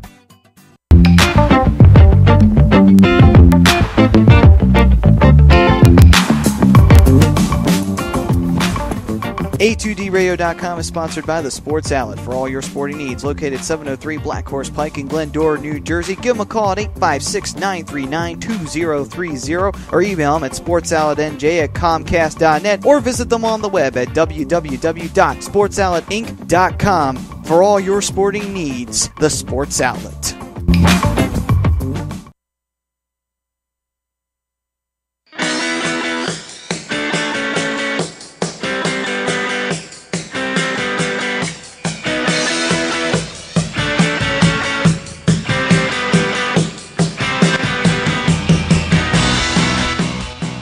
Do you need to get your skills in shape? Then contact the Scanzano Sports Center, located at 5 Carnegie Plaza in Cherry Hill, New Jersey. You can give them a call at 856-889-3434 or visit them on the web at www.scanzanosports.com. John Scanzano offers individual, semi-private, and team training lessons in hitting, pitching, catching, outfield, along with turf rentals. The Scanzano Sports Center is equipped with a 31,000 square foot indoor facility, 4 batting cages, and a 4,000 square foot strengthening and conditioning room. So what are you waiting for? Contact the Scanzano Sports Center today.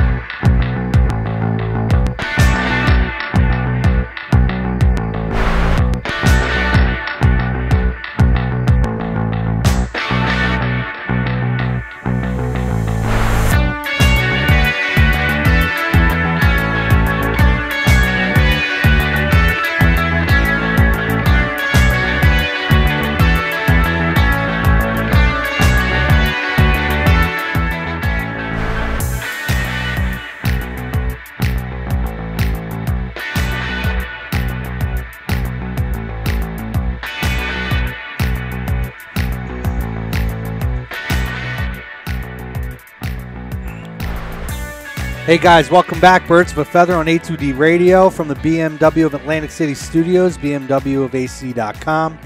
Also brought to you by Gibson Mayer LLC, your certified public accountant, GibsonMayer.com, StreamSmart.com. Again, back to the Twitter poll question. Brought to you by Scanzano Sports, Scanzanosports.com. What frustrated you the most about the loss against the Seahawks? Wentz's struggles, Doug Peterson's play calling, the penalties, or not challenging Russell Wilson's lateral? Real quick, I said I was going to do it. I'm going to give a couple quick personal shout-outs. My parents' 40th anniversary just passed. Hey. So, Mom and Dad, happy anniversary. I can't believe you guys made it there. Sorry, that's just so bad. I can't believe it. I love them. They're awesome. No, I got great parents. Also, my nephew's 3rd birthday, so happy birthday, Gabriel. Happy birthday. And my cousin just got engaged to his fiance. My cousin Ryan McKelvey got engaged to Terry Pilla in Disney World. Disney World. Yeah, in front of the castle. So, congratulations on that. I just raised the roof. Yeah, it's been a big week in What year is it, Charles? Been a big week in the 90s still. So, but guys. So we're back. Other side, obviously. I want to dive into the video that you just pulled up with Isaac Bruce. All right. So hot take, guys. We had to put this. I mean, we were kind of just farting around, just BSing, and Charles pulled up a video of Isaac Bruce talking about Brian Dawkins. It was on the Sims and Lefko podcast on Bleacher Report, and they were, Isaac Bruce they were pretty much talking about Philly, and Isaac Bruce is talking trash and saying, Philadelphia is Philadelphia, they're not going to win anything. And then Lefko, being the Eagles fan that he is, asked him, your Hall of Fame quarterfinalist, Brian Dawkins, what do you think about him? And Isaac Bruce said, he's okay. He's an okay player. Yeah. And No. Here's the thing, though, Charles. He didn't say it like that. He's like, he's okay. Yeah. Like, he said it like with okay. disdain in his voice. Like, how dare he even be on the finalist list? Like, it was mind-blowing. Like, it was like the hottest flaming hot take ever. It was such a horrible one. It is a flaming bag of dog poo hot take. Paul, your reaction was great, though. Okay, CTE. You have to I wasn't going to go there. Because Bruce was playing around, their primes were around the same time, Bruce and Dawkins, give or take, a couple years. You have to think that, maybe there was something. You think there was something? Because they played each other 2002. Rams and Eagles. He still played at a high level when he was in Denver. But I was listening to the rest of the video. Much later in his career than most guys do. As a safety. Yeah, the rest of the video, I'm listening to what he's saying. Bruce was like, okay, he's in the he contradicted himself. Yeah, he was that's the worst he's part. He's a Hall of Fame player. But then he started to talk about I'm a wide receiver, he's a safety, so you got to understand, we're on opposite sides. We don't really. I don't know what he was trying to think. If he was trying to hint at something, but. I don't know, that man. Isaac Bruce, it's one of two things. Either he's a complete idiot or he's a marketing genius and he has us talking about him and he wants other people to talk about him. That's all I got. It's got to be one of those two things. It could be. Well, hey, I take it back to it's always about wrestling. That's an old wrestling thing. You want to get people talking about you, just say some crazy heel thing and everybody, hashtag heel chrome. But, I mean, that boggles my mind. And anybody who has any sense of the game of football would understand the contributions that Brian Westbrook made to the game. Dawkins. Or Brian Dawkins. Well, both. Jesus, God. All right, Charles, damn. I'll give you that one this time. This guy talks about him so much, it throws me. Anybody named Brian, his last name is Westbrook going forward. But Brian Dawkins, you understand the contributions he made to this organization and really to the game of football. Went and made an impact at a much later age at safety with the Denver Broncos. And a lot of guys, even when he was with Denver, would talk about the leadership that he had on the field. And he led by example. Yes. It's just insane to me that anybody would make that kind of It's a disgusting lack of respect, too. Because, if you were to ask Brian Dawkins about Isaac Bruce, he would say nothing but flattering and great things about him. Yeah. And for you to say that, even if he was maybe we should give him the benefit of the doubt. Maybe he was just messing around. Maybe he knows Dawkins. He was just messing around. But, man, that's... That did not have that vibe. No, and it's just it's such a slap in the face sign of disrespect, man. That's just not cool at all. I don't want to get too much into a Hall of Fame talk, but to me, Brian Dawkins, Ed Reed, Troy Polamalu. There's no doubt about it. Brian Dawkins those is a are Hall the of Famer. three. Yeah. If you're talking about safeties who transcend the position, they're the ones. They set for what the safety position is now. They were the elite, Completely especially agree. in their generation. They were the elite. Exactly. There's those three, and then there was everyone else. Yep. Yeah, completely agree. So I don't. It's you can be a Cowboys fan, Giants fan, Redskins fan, no matter what. But you can't just say Dawkins is okay. He's an okay player. No, it's stupid. That's literally a dumb thing to say. It's dumb. Yeah, no, and I can tell you, as much as some of my friends who are, whether you want to call them Cowboys fans or Giants fans, or they're fans of just hating the Eagles, nobody ever has a bad thing to say about Brian Dawkins. No, 'cause ever. what could you Anyone who has possibly say? any sense. Yeah, there's nothing you could say. Like, even when you say, like, he's okay. Well, why is he just okay? I don't know. Like, you didn't even have an answer. Because there's no answer because you're an idiot because you're not even – it doesn't even make any sense. No. But so now let's get into this week. I was all fired up when that happened. That fired me up. It boggles my mind. But, all right, so this week, we can continue to talk about the game as you guys drop your comments in on Facebook and on YouTube.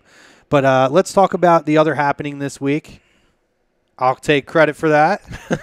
Who were the Eagles who signed to an extension next? Oh, there you go. Alshon Jeffrey. I had a feeling it was going to come at some point soon. Didn't know it was going to come this week. But, what are your guys' opinion on that as far as the impact this year and going forward? I definitely thought it wasn't going to happen. I was not. I disagree with it. I thought it was going to be an off-season move that was going to happen. But I think you have to be happy with it if you're the Eagles and if you're an Eagles fan. I think if you're Carson Wentz, you have to be ecstatic. I think they're kind of just starting to mesh now. Obviously, he didn't have a great game against Seattle. Nobody did, though. Exactly. So no one did. So it's yeah. But in recent weeks, he had really been clicking with Wentz.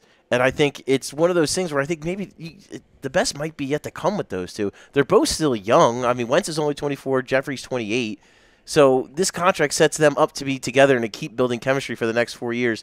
And so much of Jeffrey's game is predicated on having chemistry with his quarterback because of all those back shoulder throws, all those 50-50 balls. You need to have that, and now they have every chance in the world to do it. I think the contract makes him, in terms of average yearly pay, seventh. Yeah, and fair. Then in terms of guaranteed, it's fifth. And some of the people that I constantly talk to, that are scouts, they feel like it's overpriced for his talent level, which I can kind of understand. But my argument to them, because I really liked the signing, my counter argument to them was you got to take into the fact continuity and the fact that you don't have to worry about the wide receiver position going into the draft now. You have a very solid or very pretty good starting X receiver. And guys, if those of you who might not know what X receiver is, that's the guy that's lined up on the line of scrimmage out wide who can constantly face press coverage, and you don't have to worry about it. They can handle press coverage. That you don't find those guys often. Okay, you have to have someone like that. And the other thing is his skill set is different from everyone else's. It contrasts from what Aguilar does. They complement each other really well. And then whether you have Torrey Smith or Mac Hollins next year, who's going to be the deep threat for the next few years, his skill set is different from them. So you have someone who is a red zone threat, who's the go up and get it guy. And exactly what you said, Paulie, I agree. With time, those 50-50 balls are just going to get better and better. They're going to start connecting on more of them because of that chemistry. So I really, really liked it. No matter if you think that he is a top 10 wide receiver or not, you got to consider the fact that the continuity and the fact that you don't have to worry about the wide receiver and what he brings to the locker room off the field to this wide receiver group makes that contract definitely worth it. No, it's all about the timing too, because right now he's the 7th highest paid, like you said. But that's just because he's just because he's the latest. Mm-hmm. So there's going to be plenty of guys who are going to get way bigger money than he is. So he's the 7th right now, but by the time that contract's up, he might be the 15th or something like that, which would be very appropriate. So and my cousin did just join in. So Ryan, in case you missed it, congratulations on your engagement to Terry. Hey, congratulations, buddy. But he said go awesome. Eagles from Epcot. He's in Epcot today. That's awesome. But as far as the Alshon Jeffrey signing, I think there's other factors that you factor into. The leadership. It's very evident, and we've talked about it with Nelson Aguilar. He's a good influence to have in the locker room, a veteran presence in the locker room. I think guys like him and Torrey Smith have been invaluable with the wide receiving core. Secondly, and another thing that we've mentioned before, and Shannon Sharp said it himself, the guys who are the highest paid guys aren't necessarily the best at the position, but they're the best available. I think he gets more money on an open market if he hits the open market. Oh, yeah. I think by quite a bit. Plus, you still got a few games left here. He goes off. You never know. Yeah, I think he easily gets 17, 18 million on the open market. I really, truly believe that. Especially, like you said, if we don't do this extension now and he goes off this season, his value is going up and up and up. Yeah. Another thing that Tom Arnone, a great point that he brought up, Alshon lived up to everything that he said here. He said, he talked about Carson Wentz, and really, I mean, he put Carson Wentz over like he was Joe Montana coming in. He said he was going to win an MVP. Yeah, he said all the right things, and it wasn't just, jabbing off the mouth to make yourself look good. He backed it up. Mm-hmm. Now he's now going to be a tandem with Carson for, the next 3 or 4 years, depending on however long, he stays in that. They keep him. But I just think there's a lot of value to it. And again, you're talking about the highest paid now, like we just said. There's no, it's not going to last. Yeah. The next guy who's the number one receiver on the market is going to make more money and bump him down. Yeah. I think for where he's at, even if you say top 10, and I think he could be a top 10 at this point, I'm perfectly fine with the value you got. I don't think it's a crazy amount of guaranteed money. Plus, you look at it, too, in the NFL. Most contracts, especially the ones that Howie Roseman tends to sign, are 2-year deals. So you could probably if I haven't seen the full on details of it, but the dead cap hit after 2 years is probably next to nothing. Oh, and that's he's a guru. That's what he does. He's Howie Euro. Yeah. I mean, I think it's a great signing. And again, we talked about it. Now going into next year, it goes even beyond him. Now you don't have to worry about wide receiver. Now you have Ajayi now. So, and guys like Corey Clement and whatever's going to happen with Smallwood. We don't know if they're going to bring Blunt back. I don't feel like they're going to bring him back. But you never know. You never know. But, I mean, that option's there. They don't have to go into the draft and look for a running back because they have – I mean, even though we almost forget his name, Pumphrey's still somewhere. Who? There's a lot of depth of young running backs to develop. One of them's got to work out at some point. Mm-hmm. So you still have Nelson. We're going to probably have to sign him to an extension in upcoming years. Yeah.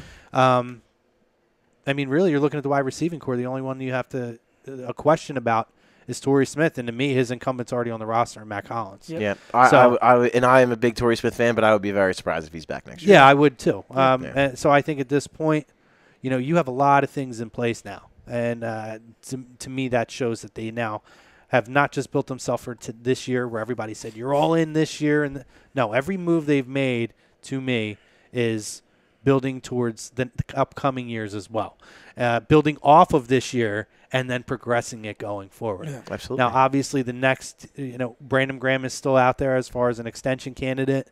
I still don't think the Bradham thing's going to get done in season. Yeah, I got a feeling. I just got a feeling someone's going to overpay. And like we talked about, if someone offers Jim Schwartz a head coaching job, that might be where Nigel's headed. Well, Bradham's most productive years have his only productive years have been with Schwartz. Yeah.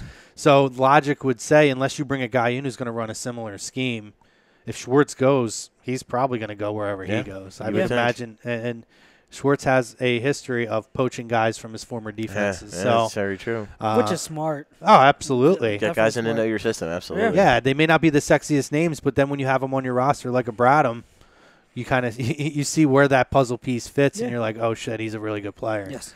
So I'm really happy with the deal that another guy who's kind of played a nice. I mean, this is like a little off topic, but it's a guy who's played a really nice role. Like, he hasn't done a ton. He hasn't been, but man, Corey Graham has been solid for them. Oh, he's been a solid player. He's not. He's nothing special. He's just a solid football player. He knows the scheme, and it's been a really solid signing for them. Yep.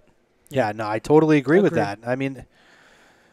Listen, they went out and they bought in Jernigan, another guy who they extended. I mean, they've made a lot of the right moves. That move worked out unbelievably well. Now I'm still shocked that he got signed to an extension in the season. I'm shocked, and it was a great. As far as the Eagles are concerned, it's a great move, but I did not think it was going to happen. Definitely didn't think it was going to happen. But you talk about these guys, it's I'm surprised that this guy signed in season. I'm surprised that this guy signed in season. To me, that speaks to the organization. True. It speaks to the culture, and it speaks to these guys being on a team and seeing what a guy like Carson Wentz 9 straight wins will help that as well. Right, but not even just seeing that, seeing the vision culture ahead. Yeah, you know what I mean, and saying, okay, we got a good team here. With a guy who could be an elite quarterback in this league, there is a good chance for sustained success going forward, and that's what attracts. I mean, that's what we talk about. What are the Sixers working on building now, right? Now, all of a sudden, LeBron is falling in love with the Sixers. All of a sudden, he's talking about Joel and he's talking about Ben Simmons. JTP. I mean, yeah, and he's talking about how Carson's his favorite player, even though he's a Cowboys fan. I mean, that kind of stuff happens when you have young guys who are part of a very distinct and clear vision for your franchise and what direction it's going in. Yeah. When these guys can come in, these veteran guys, and can see where that vision's going and how they can fit in, it's an attractive piece to them. Yeah. They'll take a couple less $1 million to stay here. So, I mean, I what more can you say about, the job that this organization has done to build this team this year, continue to build it this year as the season's going on, and to position us for years going forward. I agree. So, now, I mean, on the flip side, you could be the Giants. Oh, Giants. So I know we talked about it last week with the benching of Eli. Yeah. 210 game streak snapped. Now, even more comes out this week. Welcome back. Yeah. Hey, by the way, you're going to be our starting quarterback this week. Oh, by the way, we're going to fire Ben McAdoo and Jerry Reese, which, first of all, I saw that Eli actually found out about it after it got out to the press before Mara even broke the news to Eli. It got out to the press, which is horrible. A horrible thing to have happen. Let me go into this because I have been agitated about this, and I'm going to preface this by starting and saying I never thought I'd see the day that I would be annoyed or pissed off to see Eli Manning get benched, but. Taking out the fact that he's the Giants, I have a respect for the sport. I have a respect for the game and guys who have contributed something to an organization. And whether we love him or hate him, whether he's only good for 4 minutes in the game, but it's enough to win games, dude is a franchise icon for that team. And as stuff comes out this week that Ben McAdoo, now it's in the meeting with Eli, McAdoo almost made Eli out to be the scapegoat and kind of in his conversation with Eli put a lot of the issues on Eli, which is an absolute it's a joke. Absolute joke. It's a farce to even to insinuate that. Then you're going and now you're looking at it and the organization saying, "Oh, well, we didn't know that this was going." Now they're putting it on McAdoo saying, "Well, we didn't know that he was going to do that." Listen, if this guy is your quarterback, this guy was your franchise quarterback, well, your franchise icon, I don't care.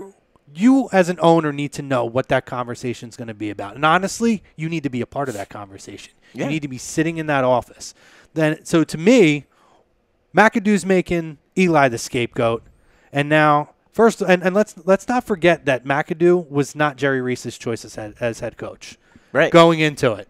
So now Jerry Reese is taking the fall for it. Now, I mean, a lot of things didn't go right for him because, they signed. He drafted horribly. He didn't draft. He didn't draft well. But, I mean, even his free agent signings, like this year, there was a lot of injuries and stuff. Sure. So this year could be a wash. McAdoo obviously is a terrible coach. Thank you. They did us a favor. We talked about that last week. Paul, you brought that point up. Mm-hmm. Huge favor for us. But to me, it's an absolute – for an organization that's kind of known for always – doing things the right way as far as the way that they treat their players and the culture that they built, it's like, Jesus. I mean, my friends who are Giants fans are like, what is going on in there? Like, the old man Mara's rolling over in his grave right now. My buddy Rob Dominguez said that. What I think about is, man, could you imagine if this happened in Philly? Could you imagine if a coach who was here for a year and a half benched a quarterback who won 2 Super Bowls here? Think about how bad everyone freaked out when we traded a freaking long snapper, like benching its quarterback that won 2 Super Bowls. This city would come with pitchforks down the Novacare. It would be insane. Like it's unreal to even fathom that would happen. And in a place like New York, like it's insane. I can't even fathom that. No, it's inexcusable. And I don't. Mara tried to kind of take some accountability, but to me, he's talking out of both sides of his mouth because he's saying, that's on me. I should have been on top of it, but I didn't know we didn't know he was going to go in that direction with it. Like, dude, that is solved right there. Hey, like I said, you have to be in on that conversation. Yes. Yep. That dude is your franchise icon over the last well over a decade at this point. He's won you 2 Super Bowls. Year in, year out, you guys have been in the divisional race. He has made you relevant for a long time. At this point, that to me is just – that shows how hands-off they are. It's almost like like you're giving this head coach now who's only been there for a year and a half. It's like he's running the asylum. Here's what it is, too, now. Now, the Giants are in such a tough spot because they're going to get a high draft pick. So let's say they draft a young quarterback. Well, that might have been why Jerry Reese went there. Like, we're not letting him screw this one up this year. Well, yeah, that's true, too. And, like, that's the other thing. If you're Jerry Reese, maybe that was the reason why he played it on both sides. Or why, if you're Mara, you kind of played it with both sides of your mouth because you're like, well, I really didn't want him to sit Eli, but I do kind of want one of the young quarterbacks that are coming out. I do kind of want Sam Darnold or Josh Rosen. But now the Giants are in such a tough spot because now when you're hiring your next coach, who are you hiring your next coach for? Are you hiring it to try to win right now with Eli, or are you hiring the coach that's going to develop Josh Rosen or Sam Darnold? They're in an impossible situation right now with Eli, I think. I feel like personally. Yeah, and I mean, to me, and he's too much of a class act, really, to do it. Sure. But if I'm Eli, I'm telling them to stick the football right up their ass. I'm done. Here you go. Here's your football. I'm going to Jacksonville, baby. Send me to Jacksonville. There's no doubt in my mind he's got to be going next year. I think they could try to patch that up, but if I'm Eli, that's a disgrace. No, the way that was handled. I think he's. And going. again, by no means am I an Eli fan as an Eagles fan, but respect. It's respect. I respect the game, and I respect guys who made a difference in their organization, and there's no taking away his accolades and no taking away his Super Bowl rings and what he did in New York. And I think they should be ashamed of themselves. And if I was a Giants fan, I'd question my organization big time. Yeah. Like I said last week, I personally had more an issue with how they went about it and who they went to. They went to Geno Smith. You're gonna bench Eli Manning for Geno Smith. That's you even start Webb. You started Geno Smith. I'm saying. That's what I'm saying. Like if you have a young quarterback, you want to see what they have. I get it. Like that, I would have been okay. I definitely understand.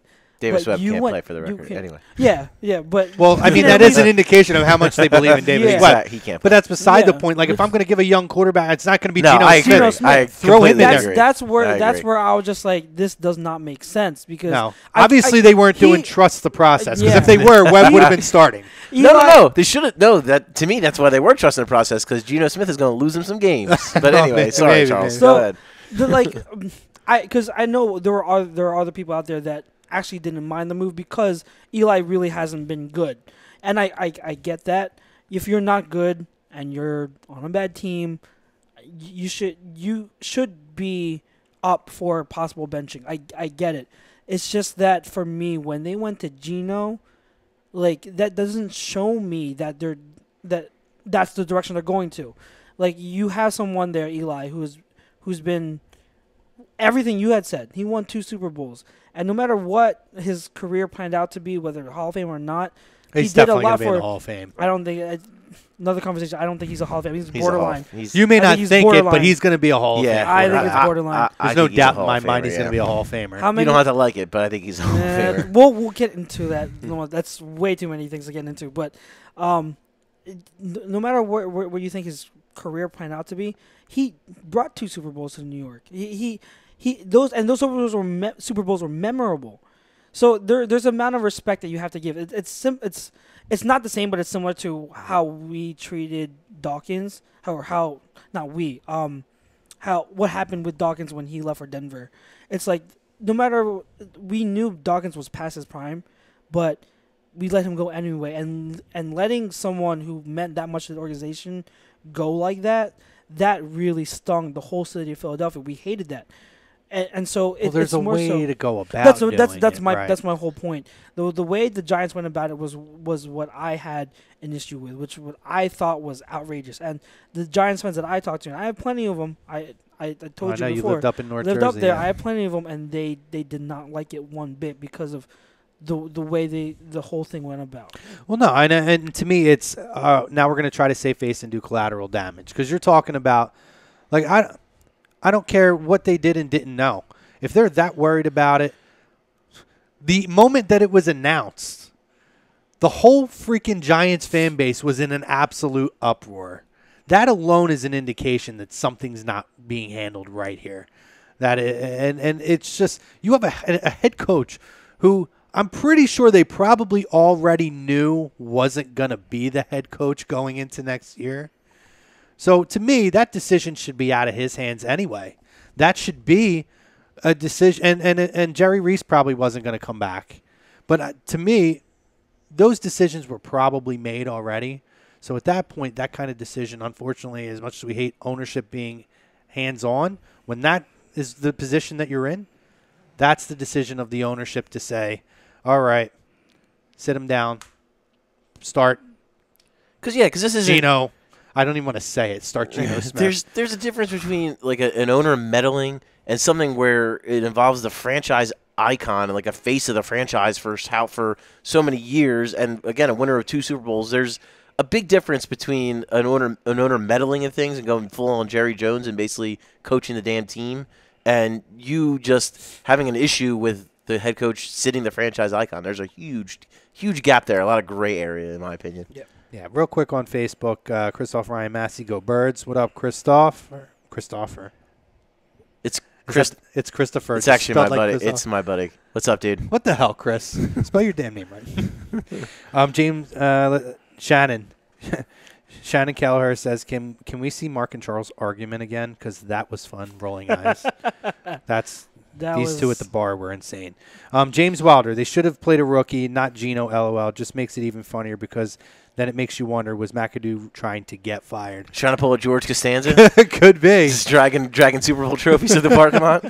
It could be. Yeah. And again, I'm not a Giants fan, but I respect the game and I respect guys who contribute to it. Say what you want. It wasn't our organization. It was against us in a lot of ways. Mm-hmm. But he deserved that a lot better. I would have much rather have seen that. I would have been all cheers and all about it if it would have gone a different way. Yes. So yeah, like I said. We had one more chance to boo Eli too. Yeah. Catching up with YouTube, Jacob Bloss asked before the break, did you guys see the article about us potentially losing Joe Douglas? JLash90 responded saying, Joe Douglas I don't see going anywhere, to be honest, especially if they do well this year. Real quick thoughts. What do you guys think? I think losing Joe Douglas is a possibility, but I don't think – I kind of lean toward maybe not this year. I think maybe another year with him.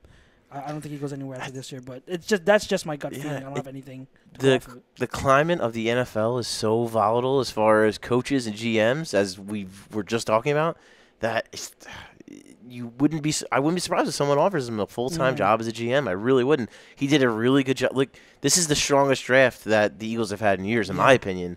I mean, other than, again, the Donald Pumphrey thing is a disaster. But other than that, they drafted really well, and Joe Douglas is obviously a huge part of that because Howie hasn't always drafted well. So I think that as far as jobs, there's going to be a job open, and there's a good chance that Joe Douglas will get a look. Yeah. David Rosca, our resident LA fan, what's up? Let's go Rams! Let's go Rams! Let's go Rams! It's all about my Rams. Game on this week, buddy. And then Jacob Bloss asks, you guys want Hollins to start next year, or do we go into free agency for that? Too much need to draft a wide receiver in the first round. And then to cap it off, Caleb Peters says, love you guys, hearts. Love you too, Caleb. Very nice. Thank you, Caleb. Appreciate that. I think Hollins is going to be the other starter on the other side. I think your incumbent's on the roster already. I don't think you need to. And to Paul's credit, I do ride with Paul in the sense that if somebody drops and they're available when we draft, you can't pass up on it. But other than that, it shouldn't be the focus going into the draft. Such a huge proponent of best player available, but you definitely give Hollins every opportunity in the world to earn a job next year. I absolutely would. Yeah, and James Wilder says, imagine. Sorry, Brady, you're sitting for Geno. God, I'd love to be a fly on the wall for that conversation. Oh man, but Bill Belichick isn't that stupid. Oh, my God. But so speaking of the draft, one thing we're gonna try to start doing, guys, is Paul is our draft expert, so to speak. Expert. Ooh. He does. Analyst? I'm going to go with expert. Right, you've done pretty well over the last couple of years. So we're going to try to do a prospect to watch kind of a thing every time Paul's on the show. So for this week, Paul, who do you got for us? So my guy this week is Orlando Brown. He is a massive offensive tackle, and I'm not exaggerating. He is 6'8", 345. left tackle from Oklahoma. He is a big boy. He's protecting Baker Mayfield's blind side. But do not be fooled by 6'8", 345. He is actually really athletic. He has a 7-foot wingspan, so he definitely gets that initial punch on the defensive ends. What's crazy about him is, so he's got an interesting background story. He is the son of Orlando Brown, who was an offensive lineman in the NFL. That's what I was. He was the one who got the flag thrown at his eye and actually won a settlement with the NFL on that one. Yeah. But yeah, so he's got an NFL pedigree. He was in high school at one point. He was over 400 pounds.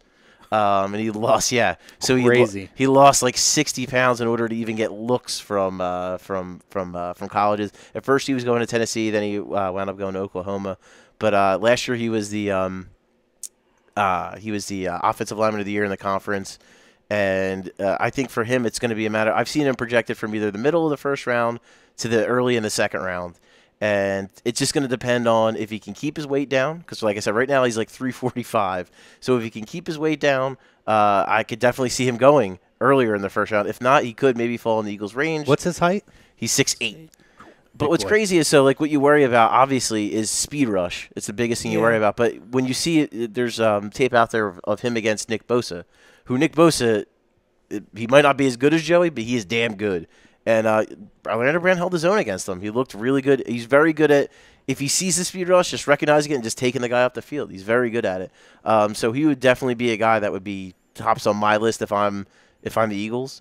In general, it's a very deep offensive line draft, which I think is great news for the Eagles because I think going into the draft, offensive line is their biggest need. Now, if you're saying that for a big guy he is athletic, do you think that he would be fine in a zone scheme? You running the zone, because you know that the outside zone play is very pivotal in this offense. You need someone who can move. Would he be athletic enough at his size to be able to hold up? Yes, he's more athletic than Vaitai, and Vaitai's been fine. Like I think the guy because I know you love comparisons, so the guy I'm going to compare it to is Trent Brown from the 49ers. 49ers, yeah. Who is also a huge, massive, but also very athletic, and that's kind of what you see with him. And I think that. Yeah, I think he could definitely hold up. I think what I kind of envision would be Lane kicking with a full offseason, kicking Lane Johnson to the left, and putting him on the right, and then you have Brandon Brooks and Orlando Brown on the right side, and that's just two road graders, man, who would just maul people. And I think that would, if that's the identity you want, which I think it should be the identity you want, to just run the football, and then Wentz, then open everything up for Wentz. I think he would be a great fit there. So is this the guy that we're looking at that – is he a depth guy? Is he a starter? No, he's a starter. Absolutely. He's a starter. Could he start at left tackle in the NFL? I don't know. But he could definitely start at right tackle in the NFL without a doubt. Or a guard, to be honest with you. He could start a guard as well. Yeah, so there you go, guys. This is why he's our draft guy. Oh, sure. He's going to be popping out names, so mark him down, Orlando Brown. I'm telling you guys, I go to Paulie for a lot of draft stuff. Like I said before – He's the reason my love for Kareem Hunt started. He told me about it and I was hooked. So you follow this guy. He's really, really good. Your headset still fitting your head? Yeah, no, barely. But no. So it'll be very interesting. Vaitai definitely got destroyed this week, so they're going to need to figure out whether it's a depth. He's been exposed, whether it's a pick that they do for draft for depth, or if it's somebody that they're looking as an incumbent to Peters or to shift Lane Johnson over. Offensive line is 1,000% well, that's what, if you the don't, priority this year. To me, if you don't draft somebody and Jason Peters doesn't come back, you need to sign somebody. Right. You need to sign a veteran. Like, even if he's not like a guy like a Joe Staley or someone like that, who you might be able to get on a lower-end contract but is a veteran who's been around, like someone like that, just a stopgap guy. Yeah. If you wind up not drafting anybody or if Jason Peters doesn't come back. Because I don't think you can roll the next season saying – that Vaitai is your starter. Yeah. I agree 100%. AFC West? Do you want to tackle the AFC West real quick? You can. I don't care about the AFC West. You don't care about the AFC West? I don't give a shit about the AFC West. You don't care about one of the closest division races. They all stink. It doesn't matter. It's not not a good division. That's why it's close. Yeah, the Chiefs, man. Jeez. What is going on, We've talked enough about Andy. Andy, what are you doing, Andy? I like the Chargers. They were. Let's talk about that. How Andy Reid turned over play calling duties this week. Yeah. How did that work out? Well, it worked out pretty well because Alex Smith threw 4 touchdowns. Yeah, he did. So from that perspective, it actually worked out really well. well. A lot of points. I mean, it wasn't the offense that lost in that game. Yeah. Defense. It was a defense. But they didn't win, and that's what the point I wanted to make. Yeah, they didn't win. It's so weird because like Andy Reid, man, he's a December coach. That's when his teams win, and they're not. They're just in a tailspin. Yeah, I didn't watch the game. How much did Kareem Hunt play in this game, Charles? He got, I think, 11 carries. Yeah, like 11 carries. I think you're right. Yeah, I didn't get much. And only 2 catches. So he's still not getting the workload he should. But at this point, it's out of my Reid's hands. fault, it's obviously. out of my hands. I mean, we all play like we're the smarter guys, but there has to be a reason that this guy's not starting. Well, what not playing as much. I was talking to another one of my guys on Twitter, and because he breaks down a lot of film. So those guys I always converse with. I pick their brains, and there are a lot of things wrong with Kansas City. The offensive line injuries, bad play calling, and there's on the defensive end. There's no communication right now. Communication is really missing Eric Berry. Really bad. Yeah. So I mean, and when the defense, we all know this. When one side of the ball starts to crumble, it puts a lot more pressure on the offense, and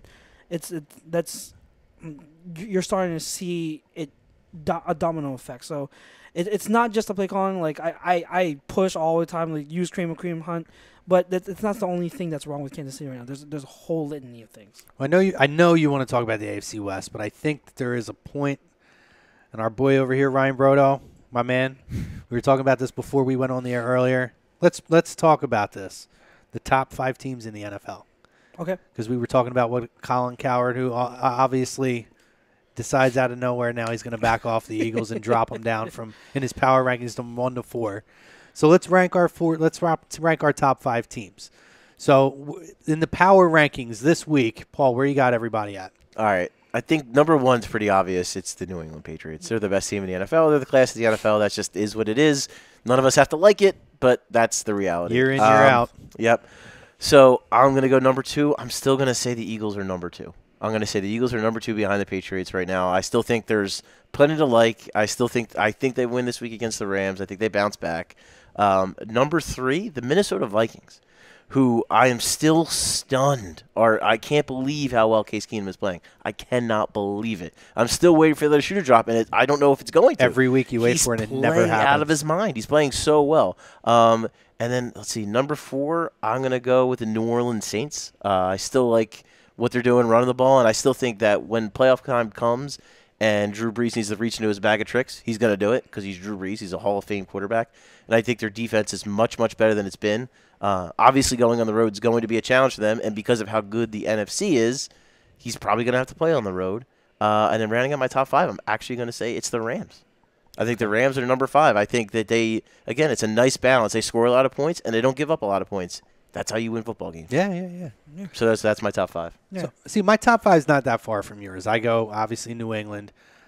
I'm going to drop the Eagles down to 3. Oh. I think for me, this is a gut check, show me week.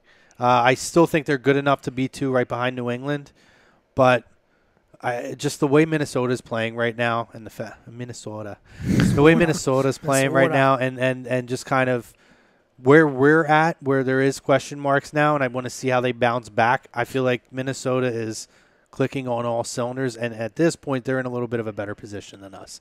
So I'm going to put Minnesota and freaking Case Keenum up at number 2. Philly, I'm going to put us at number 3. I have the Saints as well. 5's a toss-up because I like the Rams, but I like the Steelers too. See, I don't like this. There's not instilling me with a lot of confidence. I know, but I don't know why. I think about it more and more. The thing that drives me nuts about the Steelers is I never know what Steelers team I'm going to get. Yeah. Like, they should be a top 5 team. Also, too, we don't want to make light of it. Man, Ryan Shazier's injury. That's a huge. Yeah, no, that was a scary play too. Yo, prayers up to Ryan Shazier. Seriously, that was very, very, very scary. That's taking the obvious fact that it was just scary and like personally for him, that's horrible. And he's a big part of their defense, man. Mm-hmm. That's going to really hurt them down the stretch. Yeah. So I'm going to give the slight edge to the Rams because I'm a little more confident in them. But I mean, I like the Steelers as the number 2 team in the AFC. I mean, the AFC stinks, so. The AFC does. Yeah, it does. I mean, stink. in fairness, aside from New Reese. England, I don't see it's possible. I'm sorry that any other team other than New England is going to get to the Super Bowl. The Rams are the Ravens are 7-5. I think they might be the worst 7-5 They're team awful. in NFL history. I don't get it. They're awful. Ryan over here, Ryan doesn't have a headset today because we had to work through some stuff. But Ryan, our boy, hey, he's got the Patriots, Vikings, Eagles, Saints, and Rams. So we're pretty much we're on the same level, Ryan. I like it. Yeah, mine's the same as yours. I know I like how you think, buddy. Patriots, Vikings, Eagles. And I think the Vikings and Eagles can be interchangeable. Like, honestly, I can't make an argument for. I think the top 4 teams in the NFC are all really close. I mean, I don't care what Minnesota does this week. If we come back and we have a bounce back week and a great game against the Rams, to me, we're back in number 2. Then this week was just a slip. No, I still can't put them. Who are the Patriots playing this week? Good question. Probably not a very because good we're talking team. about. We were also talking about schedule and how everyone is hating on the easy Eagles schedule. But then, guys, look at the Patriots schedule. It hasn't. If you're going to make that argument, stinks, so. The whole division sucks. I think they've had 1 or 2. Yeah, but they win against good teams too every year. Well, so I know, but I know what you're saying. I get it. It's a pedigree thing. So I'm just making an argument that you could argue if we have a convincing win against the Rams. You could say we're back at number 1 in the power. Well, I think the conversation that we were having regarding that was, everybody coming into the season. People don't look at it coming into the season of how everybody looked, and the Eagles have a difficult schedule, or the Cowboys, or the Chiefs, or whoever it is. It's week in and week out. Now, coming into the season, we had maybe not as tough of a schedule as Dallas, but we had a pretty tough schedule coming in. And now, in hindsight, you're seeing these teams that aren't living up to expectations, and now all of a sudden it's like, who'd you play?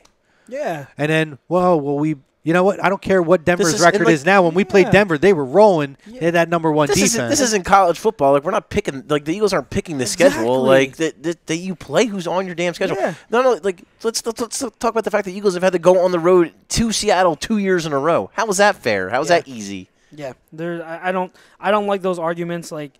Again, anyone play who's on your schedule. Man. Yeah, exactly. Look at all the other top teams. Tell me which top teams, other than maybe the Vikings, have beaten more than 2 good teams. And if you want to say, okay, we haven't beaten many teams that are above 500. One example, let's look at the Chargers. They're 6-6 now. Who's to say that they don't finish above 500? That adds they might win the AFC West. Yeah. So you can't. You're looking on a week-to-week basis of who's above 500. Well, that's being so short-sighted because you're taking it one. You're trying to have it both ways, saying, oh, these teams aren't 500, but like when you play a certain team at a certain point, they are above 500. The Redskins were above 500 when you played them. There was another team that you guys threw out earlier. Well, the point I was talking about was the Broncos. Now, okay.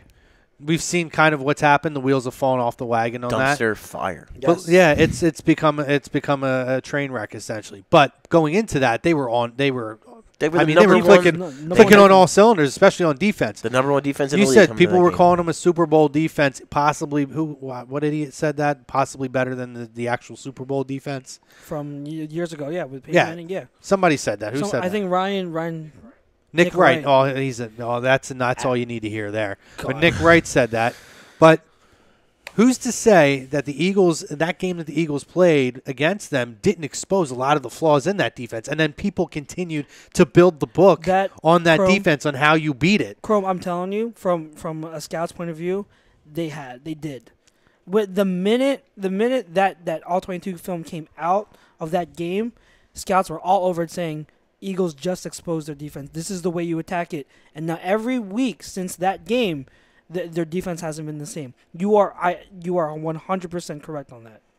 It's simple. It's simple common sense. If you see something works, not only are you going to do that, but then you're going to try to find other little kinks in. And as soon as you can start building a dent and damaging more and more, you can break them down. Yeah, exactly. It's like playing a video game and you're playing the big boss at the end of the level.